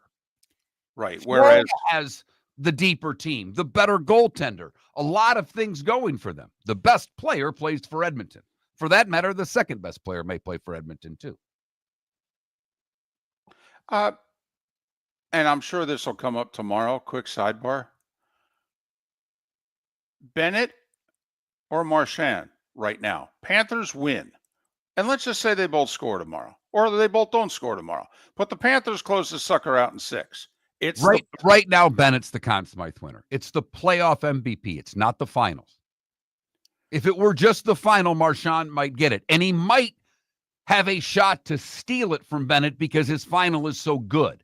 But so's Bennett. They both have 5 in the final, don't they? Yeah, I think Marchand 6, Bennett 5. They're the first teammates to have 5 or more goals in the finals since the 73 Canadiens. Yikes. What do we talk? Cornwall and Mahavlich? Yeah, that's hockey royalty. I'm with you. Bennett's been better for more games in the playoffs. But can I just throw this out there? The one time Florida was in trouble in the playoffs, they were down 2 games to Toronto, and they're playing game 3 at home. Who scored the overtime game winner? You could argue it's their biggest goal of the postseason run. And Marchand scored it. And once they got back in the series, they took control of it. But that series was teetering. And right before Marchand scored, remember, was it Matthews, Marner, one of the guys, they had a break. They had a break-in on Bob. And I'm like, oh my goodness, this is the series. And Bobrovsky with the save, and like a minute and a half later, Marchand with the deflection, and they won. It will be interesting because the media that covers the series votes on the Conn Smythe, right, David? Is that how? Correct. Yep. And Marchand he's a media darling. He likes the microphone. He's good on the microphone. And I do think the fact that he's been so terrific in this final series, it's going to be really close. And when either of them win it, I am really, really pissed at Miller and Moulton because we looked at the MVP odds before the series started, and we both loved Bennett and Marchand, who were like 30 and 35 to 1. Loved Bennett. You loved Bennett. And I'm like, what about Marchand? And he was a little bit longer odds. And we talked about it on air, and we talked about it off air for 5 minutes after a show. And these two dumbasses, Miller and Moulton, didn't put a single dollar on either of them. No. Odds aren't nearly as enticing right now. No, they're not. No, could have rejuvenated that pot right before football season comes, David. But now I'm worried about how many damn games the Cincinnati Reds are going to win in order for us to make any money. Come on now. Back 2 games above 500. 5th best run differential in the National League. Come on now. Looking good, Felix. Looking good, Lewis. Feeling good. So, once again, it doesn't mean that we're smart enough to bet the things we tell you, but every once in a while, we're on to something. And we were on to Sam Bennett, and we were on to Brad Marchand before this series began. And unless Edmonton wins 2 games, one of those 2 players is going to be the Conn Smythe winner, David. And with good reason. Miller and Moulton. If you miss any of the show, millerandmoulton.com is a great place to go to download any portion of the show you may have missed. We did throw up a poll question today. Will J.J. Spawn ever win another major? 21% of you say that he will. Even David, who pointed out that if you win at Oakmont, you usually get another major. Even David voted no to J.J. Spawn winning another major. Miller and Moulton American Paint Supplies, for nearly 30 years, is your one-stop shop for all your coating needs. If you are a designer, a contractor, a professional painter, or a weekend warrior, American Paint Supplies is the place where experts go to get expert solutions. At 6100 Shirley Street in Naples off of Pine Ridge, American Paint Supplies delivers the best solutions with the best products with the best support. Meet Gene and his team today at American Paint Supplies. Call 239-566-2700. That's 566-2700 or online at AmericanPaintSupplies.net. For over 50 years, the Nolan family has been dedicated to protecting local families. Nolan Family Insurance is a second-generation independent agency that specializes in home, flood, auto, and boat insurance. They take the time needed to explain your coverage options and answer your questions so you can make an informed decision that's right for you. If you're looking for an agency that treats you like family, call 941-639-1122 or go to NolanAgency.com. That's 941-639-1122 or NolanAgency.com. Mark Miller for Molly Maid. I've been a customer for over a year and cannot say enough good things about their service and communication. If you're a business owner, you can trust Molly Maid to do an exceptional job. Their expert team delivers tailored cleaning for whatever your needs, ensuring a pristine environment for clients and staff. Visit mollymaid.com/FT-Myers or call 239-418-0052. Molly Maid makes my home shine, and it will make your home or business shine too. With summer approaching, time to take care of your own house. So stop into the Floormeisters and see their huge in-stock selection of carpet. The Floormeisters has 100 rolls to choose from, starting at $2.99 a square foot for carpet, pad, and installation. Come in and ask for Dave and have him show you the Dream Weaver Select. Many styles and colors to choose from that fit everyone's taste. Floormeisters, 6281 Naples Boulevard in Naples, right next to Costco, or go to the web, floormeisters.com. This is Miller and Moulton.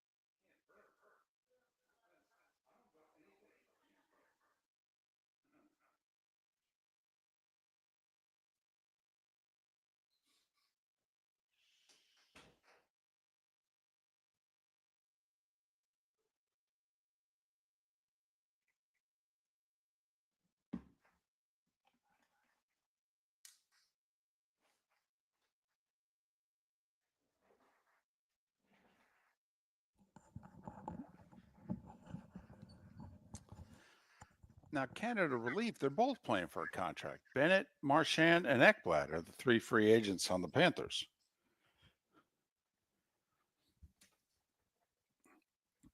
Boy, Bissonnette, he lit Oilers on fire after the game Saturday. I didn't watch any post game. I went right to bed. I was exhausted. He just said, boy, a lot of passengers tonight, a lot of sightseers. He just flat out said, he said, Jeff Skinner should never play another game as an Edmonton Oiler.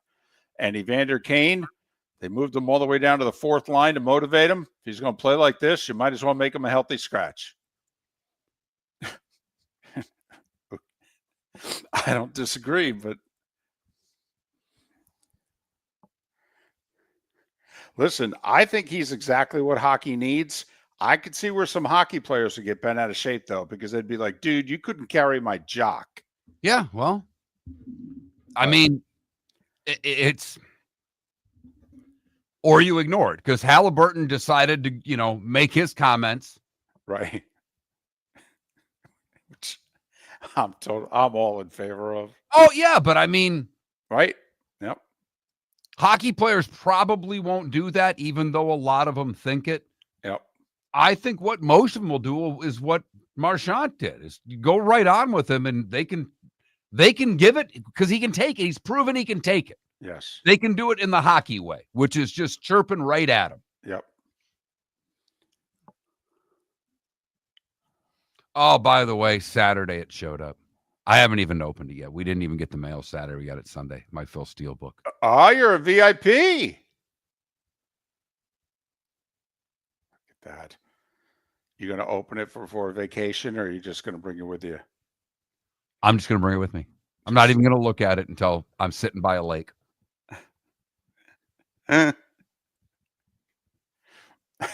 There's another great purpose of the Phil Steele magazine. The Phil Steele magazine is the first time that you're like, I may need glasses. Whenever that year is. Or as you get older, it's when you're ready for the next prescription strip. Right. Or but now there is no publication on this earth that uses a smaller font. Right. The only thing that's smaller is the small print during the drug ads on the TV screen. But that was the first indication. I'm like, I'll be darned. I think I need glasses. Whatever year it was that I'm like, having trouble reading the Phil Steele magazine.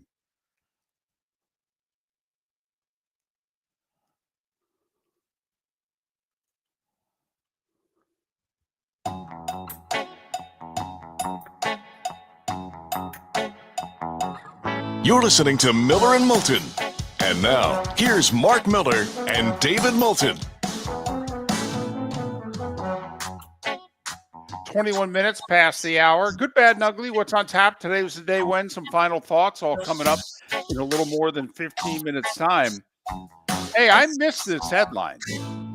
You caught it, told me about it a couple segments ago, but we were committed to stuff to talk about. But I saw a headline late yesterday, something about Ohtani's return might be sooner than you think.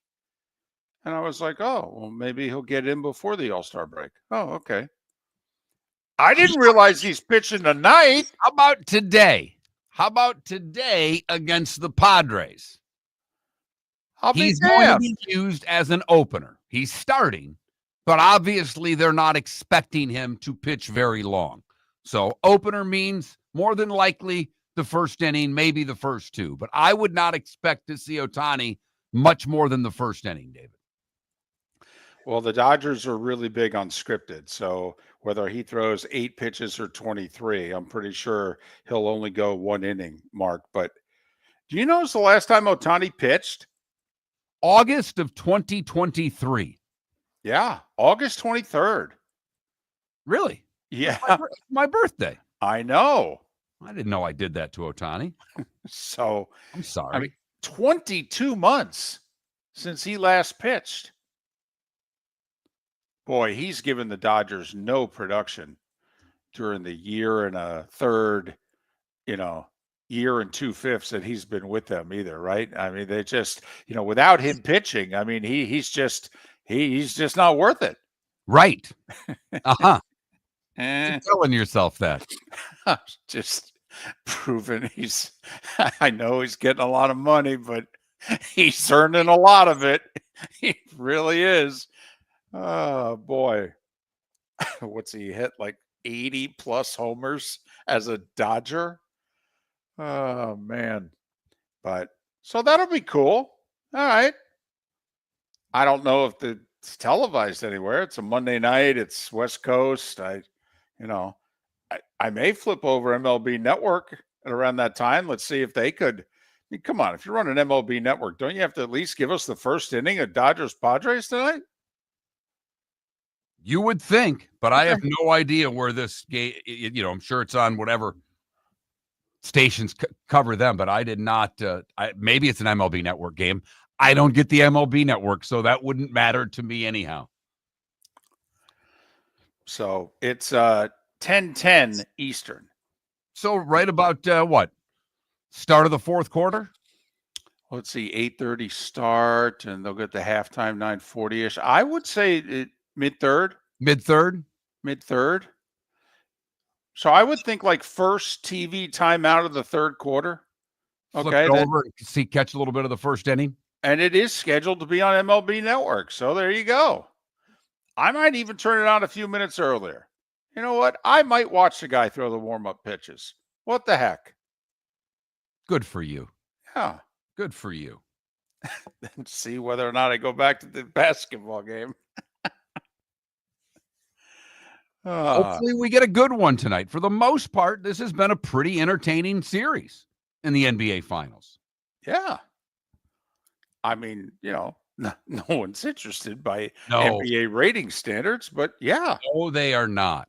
By the way, I did not have time to call you out on it during the interview. Excuse me. We had Jake Chapman on recently, the last hour, did a great job, play-by-play voice of the Orlando Magic. They made a big trade. And when David introduced him, he said the terrific young play-by-play man of the Orlando Magic. We've had Jake on a few times. I find him to be, when I think young, I think someone in their 20s or early 30s would be young to me. So I went, well, that's an interesting introduction. And I looked up Jake Chapman's bio. He graduated college in 2006. That would lead me to believe that he's at least 40, 42 years old. What a compliment you gave him by calling him the terrific young play-by-play guy. Mark, before this week is out, I get to cash in my IRAs if I want, okay? I reached 59 and a half.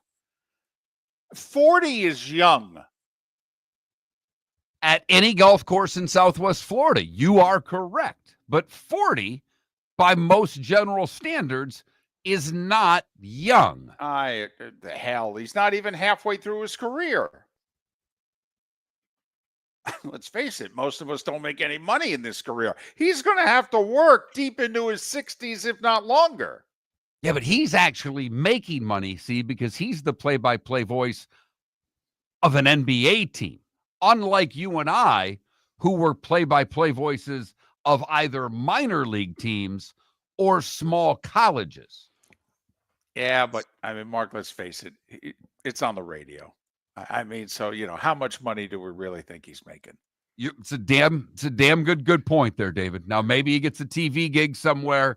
That'll be the real dollars. Yes. Then it'll be like, well, okay, now he can start cutting years off that career. Fair enough. But Jake Chapman and all of our guests join us on the American Paint Supplies hotline. Miss any of the show, go to millerandmoulton.com or anywhere you download your podcast to listen to what you have missed. I loved how yesterday turned out. Okay, that U.S. Open wasn't doing it for me at all. I was texting with people saying this is just a hot blankety blank mess. All right. And then I loved the final hour, though. I mean, seriously, the whole tournament honked me off. I was bored by the whole thing. Loved the last hour. And then two big trades go down. The Marlins and Rays with sweeps, even though one of them's at the expense of my favorite team. Hey, playoffs started today. The Rays would be in it, I know. And they're basically beginning the 2 months away from home where they virtually don't see Tampa again until what? September? I mean, they do this week. They're home for the Orioles beginning tonight. Okay. Orioles are hot. Rays just come off a sweep of the Mets. So we'll see what gives here. But, I mean, Mark, here's the thing. And you and I did not think last week that the Rays were big-time playoff contenders. But, Mark, there's a good chunk of the American League that's fallen apart here. The American League Central over the course of the last 2 weeks has completely fallen apart. Everybody not named the Detroit Tigers has stunk. The Twins are now just a game over 500. The Guardians are 500, and the Royals are not allowed to be talked about on this show because they're 4 games below 500. All 3 of those teams have lost at least 8 of their last 10. Kansas City is a 6-game losing streak, Minnesota a 4-game skid, and the Guardians a 3-game skid. Twins are a game over 500, Guardians are 500, Royals are 4 below. I mean, Tampa Bay right now, I can't believe what I'm about to say. Tampa Bay's the first wild card in the American League. Toronto just got swept in Philadelphia. They're the second wild card. And the Red Sox are tied with the Twins. No, I'm sorry, Seattle's the final wild card team, and they're a half game ahead of the Twins and the Sox. And we all know Seattle can start a losing streak tomorrow. Look out for the Texas Rangers. The bats have been getting a little hotter in Texas. They've got this sucker back to 500. I think they'll be there when it's all said and done, David. I really do. They also have the 5th best run differential in the American League, and they have the best pitching in baseball. It's as good as Detroit's. It's been as good as the Mets. It's as good as anybody's. They don't have to acquire pitching at the deadline. How much easier is it to acquire a bat than an arm? Exponentially. I mean, it really is. It is. You all know that. So look for Texas to perhaps make a move. But the Red Sox started it all. Rafael Devers, bye-bye. By the way, don't you have to bet on the Sox today? They're big dogs in Seattle. Like, you're getting plus money on a team that just got rid of a locker room pain in the butt. So you think there's not a hangover? You think there's a celebration? I think there may be a celebration, David. Ooh, I like it. Hey, by the way, if the Rays are the 4 seed, that means they'd host a playoff round at Steinbrenner Field. Honey, you want to come out? I haven't seen you since Glass Doctor installed our custom shower enclosure. No thanks. Well, you can't keep eating breakfast in the shower, and laminating your magazines is getting expensive. You remember we have guests coming over tonight, right? Oh, I'm sure they'd love to see the shower. It's our neighbors, and I highly doubt they want to be hanging out in our bathroom. The shower's so good, you'll never want to leave. Visit glassdoctor.com today and schedule an appointment online. Whether you're chasing peak performance, reigniting intimacy, or simply want to feel your best, Game Day Men's Health creates customized game plans to optimize your health. Call 239-427-3441 for our Bonita Springs and Naples location to set up your free testosterone test and consultation. Mention Miller Moulton Radio Show for 10% off your service. Find your maximum self with Game Day Men's Health, Bonita Springs and Naples, Florida. Call 239-427-3441 today. With summer approaching, time to take care of your own house. So stop into the Floormeisters and see their huge in-stock selection of carpet. The Floormeisters has 100 rolls to choose from, starting at $2.99 a square foot for carpet, pad, and installation. Come in and ask for Dave and have him show you the Dream Weaver Select. Many styles and colors to choose from to fit everyone's taste. Floormeisters, 6281 Naples Boulevard in Naples, right next to Costco, or go to the web, floormeisters.com. Mark Miller for Sleep Treatment Direct. They are helping me with sleep apnea. And by helping me, I mean curing me. No more CPAP machine, no more snoring, no more tossing, no more waking up exhausted. Their expert team got me the right treatment, fast and hassle-free. If you want to feel energized and get rid of your snoring, call Sleep Treatment Direct today. 444-1741. That's 239-444-1741. Sleep Treatment Direct. Sleep safe and This sound. is Miller and Moulton.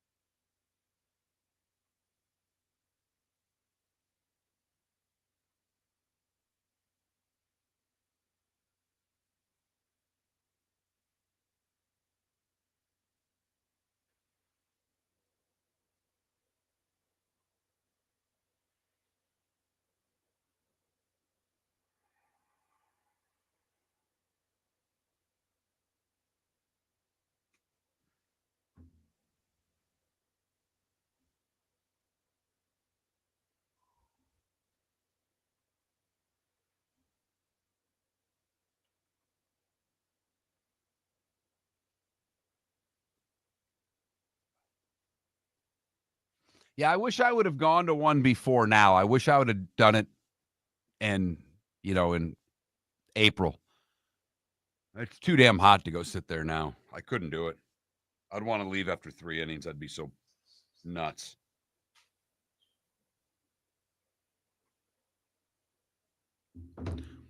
So for the record, for those of you that go to Costco, so Friday or Saturday, rather, I went to get my steaks for my Father's Day meal, and I grabbed a package of ribeyes. When I noticed at the end cap, they were selling Tomahawk Prime ribeyes for $16.99 a pound. Now, I don't know if they still have any there, but I bought a 4-pound Tomahawk ribeye, and it was delicious. Very nervous cooking that. 4 pounds. It was like a prime rib roast on a stick.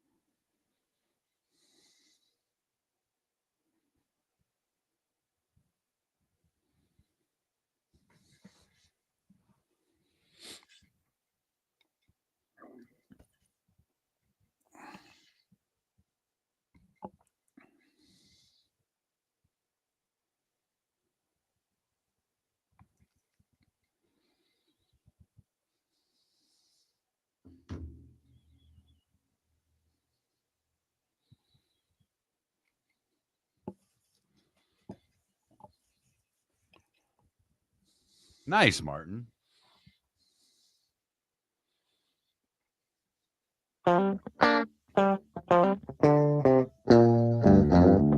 You're listening to Miller and Moulton. And now, here's Mark Miller and David Moulton. 22 minutes till the top of the hour. David Sampson will be on the show tomorrow. I think we're going to have Puck Daddy tomorrow. Greg Wyshynski has the Panthers skate for Lord Stanley's Cup tomorrow night. And got a few other things working for the show tomorrow. Nice tease. Yeah, I think a couple of good guests, and I got a little something I'm working on. Yeah, I think I got Wyshynski tomorrow and Forsland Wednesday. I think I got that lined up. All right, David, we like PTI, and they do the errors and omissions there at the end of the show. Apparently, David, I don't know if you caught this. It's been pointed out twice on the text line, and I just got it again. You made a mistake in the starting 5, and you've talked about the IndyCar race a couple of times. It was in St. Louis, not Chicago. It was the Grand Prix of Illinois. How could it be in St. Louis? It was in East St. Louis, Illinois. I don't know. I'm just telling you. Well, that's possible. But it was the Grand Prix of Illinois. Kyle Kirkwood won, right? Kyle Kirkwood won. His 3rd win of the year, by the way. Yeah. But I mean, it's true. Across the border, East St. Louis, that is in Illinois. It was at a 1.25 mile oval. So I assumed it was just outside Chicago. My bad. David, it's all right. I mean, first off, I'm going to tell you something, IndyCar fan, that's giving David Moulton a hard time about this. There were 6 people in the country that cared about that race. The fact that you're one of the 6, congratulations. But a bigger part of it is David was also one of the 6, and he brought it up in the starting 5. You can listen to Sirius. You can listen to your local talk show. Listen to sports radio the rest of the day, and you find me a broadcast that's not on a motorsports network that tells you who won the IndyCar race yesterday. I'll tell you what. I'll even offer you this challenge. You could listen to NASCAR radio, Sirius XM channel 92, and I'll bet you don't hear about Kyle Kirkwood. Yeah, see? Winning the Grand Prix of Illinois. Guy. Yeah, so my bad. I assumed that the Grand Prix of Illinois was near Chicago. What a moron I am. It's that time again, nearing the end, but not quite there yet. Here's Mark Miller with Today Was the Day When. Do you know that race was on Fox in prime time last night? David, I'm gonna speak honestly here. I know you are. I didn't know that there was a race yesterday. I meant the IndyCar race. I knew the NASCAR race was in Mexico. Right. That I knew. Right. Because I follow Bob Pockras, who joins the show regularly. I follow him on X, and he gives a ton of information on the Thursday and Friday and Saturday leading into races. So I always have a good idea where NASCAR's running. I can honestly say I don't care about IndyCar races. I know. I mean, I know. I just... There was a time that I liked the 500 as a kid. My dad loved it. It doesn't do it for me. I know. I just wanted to point out that you're probably right. 6 people were interested, but Fox did actually put it in prime time. There was a chance for you to stumble upon it last night. Wow. All right. 1858 is when we start. It's when Abraham Lincoln, accepting the Illinois Republican Party's nomination for Senate, says a house divided against itself cannot stand. Amazing how those words apply today. Ford Motors under Henry Ford incorporates today in 03. In 09, Jim Thorpe makes his pro pitching debut for the Rocky Mount team in the Carolina League. This will cause him to forfeit his Olympic gold medals.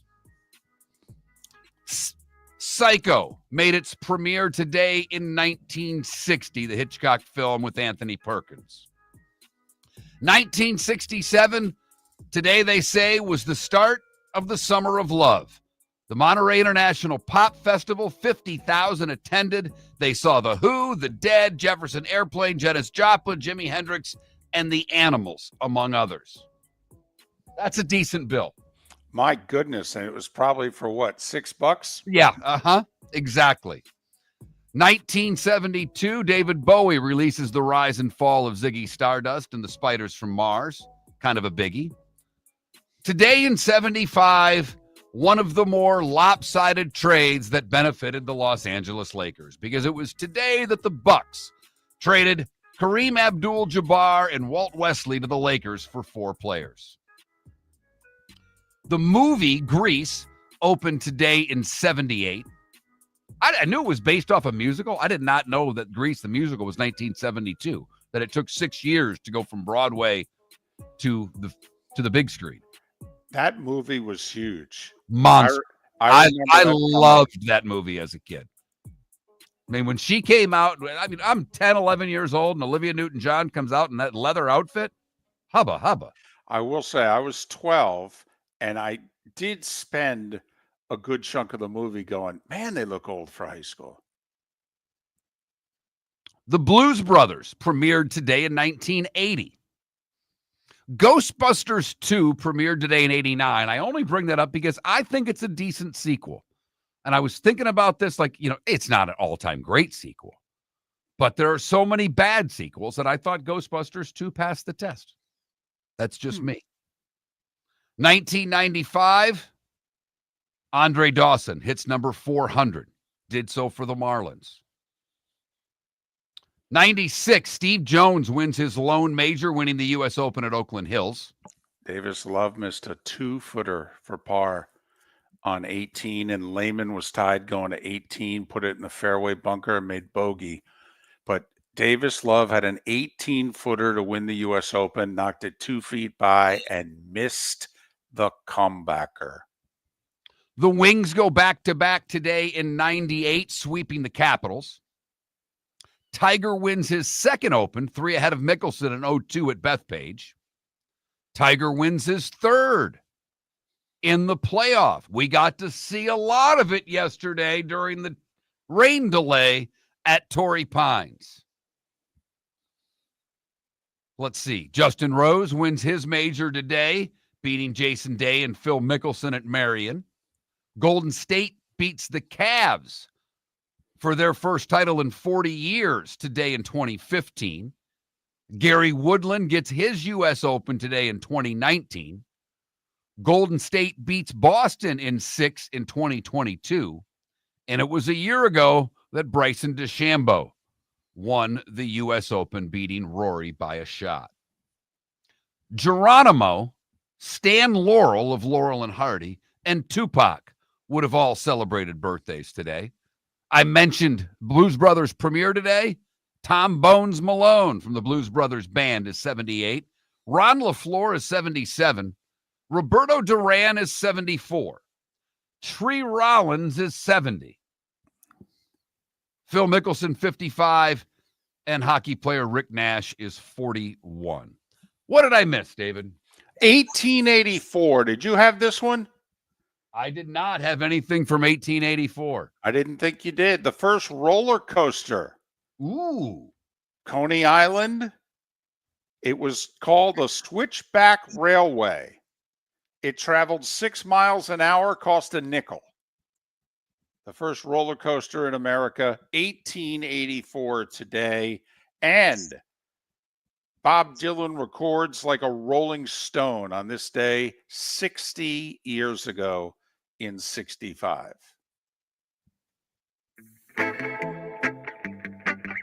Time to see life a little bit differently. Here's Mark Miller with the good, the bad, and the ugly. What you got, Mark? For the good, we go to Cape Coral. Huh? Hello. How about that? No. I mean, Cape Coral is the predominant home of the ugly on this segment. Well, that's because of you. I mean, come on now. I mean, you're the one that makes sure that twice a week, you go bad or ugly to Cape Coral. I'm not the one committing the crimes. I'm the one reporting the stories. But this isn't, the greatest good, but I like this a lot because I'm guessing many of you fly a flag outside of your home. And then you don't know what the hell to do with it when it gets all torn up and shredded, because you can't just throw a flag away. It's got to be disposed of properly. And outside of Cape Coral City Hall, they have a flag retirement box. You can drop off your old American flags, and the Brotherhood of Heroes Resource Center and Military Museum collects the flags and disposes of them properly. Just American flags? Like, what if it's a St. Patrick's Day flag or... American flag. I don't give a damn what you do with your St. Patrick's Day flag. Hey, listen, I have no idea what flag your mom is illegally flying at her condo right now. But unless it's Old Glory, I don't give a damn. I understand. And most people don't think of a flag other than the American flag. But I'm just saying, at certain homes and certain condos, okay, people fly flags year round. Sometimes it's of a sports team. Sometimes they like to change the flag every month. February, a heart, March, shamrock, April, an Easter bunny. I'm just saying. For the bad, we go to Miami, where Tryon Alexander was found guilty of wire fraud. And it all started by posing as a flight attendant to obtain free flights on commercial airplanes. Alexander was booking free flights from 2018 to 2024 and flew on 34 flights without paying for them by posing as a flight attendant. I got to say, that's good work. I mean, that's the Catch Me If You Can movie, but well done. but like anything, you're going to get busted sooner or later. For the ugly, we go to New Hampshire, where Brandon Legree was passed out in his car, and the car was running. Officers pulled up to the running car with 2 passengers passed out in it, and as they got to the driver, he decided to fire it and drive and take off. He hit both cops. Oh, no. Fortunately, both officers were treated and released from a local hospital. He has been charged with assault on a law enforcement officer, reckless conduct with a deadly weapon, felony DUI, and, of course, possession of a controlled substance. That's the superfecta, and it's the ugly on today's Good, Bad, and Ugly here on Miller and Moulton. Has You anyone ever hit a superfecta? No. I don't even know if I've bet more than one in my life. No. Why do people try to outrun cops? David, when you're crunk and you're passed out in your car and they tap on the window, and you're high as a kite on drugs, you do things that normal people wouldn't. Yeah, I guess, I don't know. I should try it sometime, but maybe not. It just seems like a bad idea to me.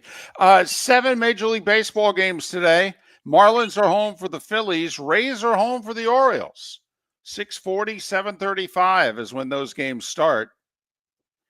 MLB Network's doubleheader is Angels-Yankees at 7, Padres-Dodgers at 10. Ohtani to pitch the first inning for the Dodgers.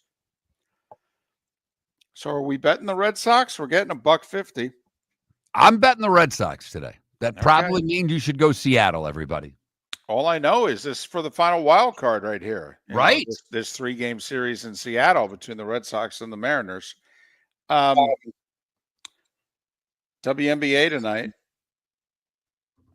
Listen, this is how big Caitlin Clark and the Fever are. The NBA Finals are tonight, 8:30 ABC, Game 5.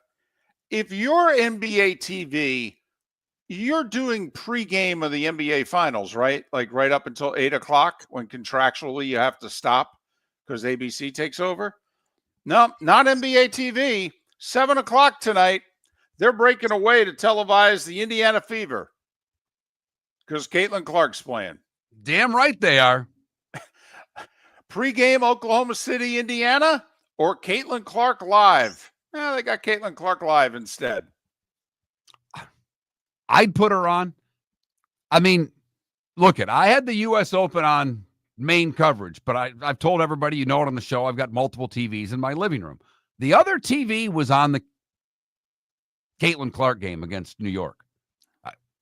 And my eyes kept turning towards that game, especially when she got hot in the second quarter. College baseball, double dip today, 2 and 7 o'clock on ESPN.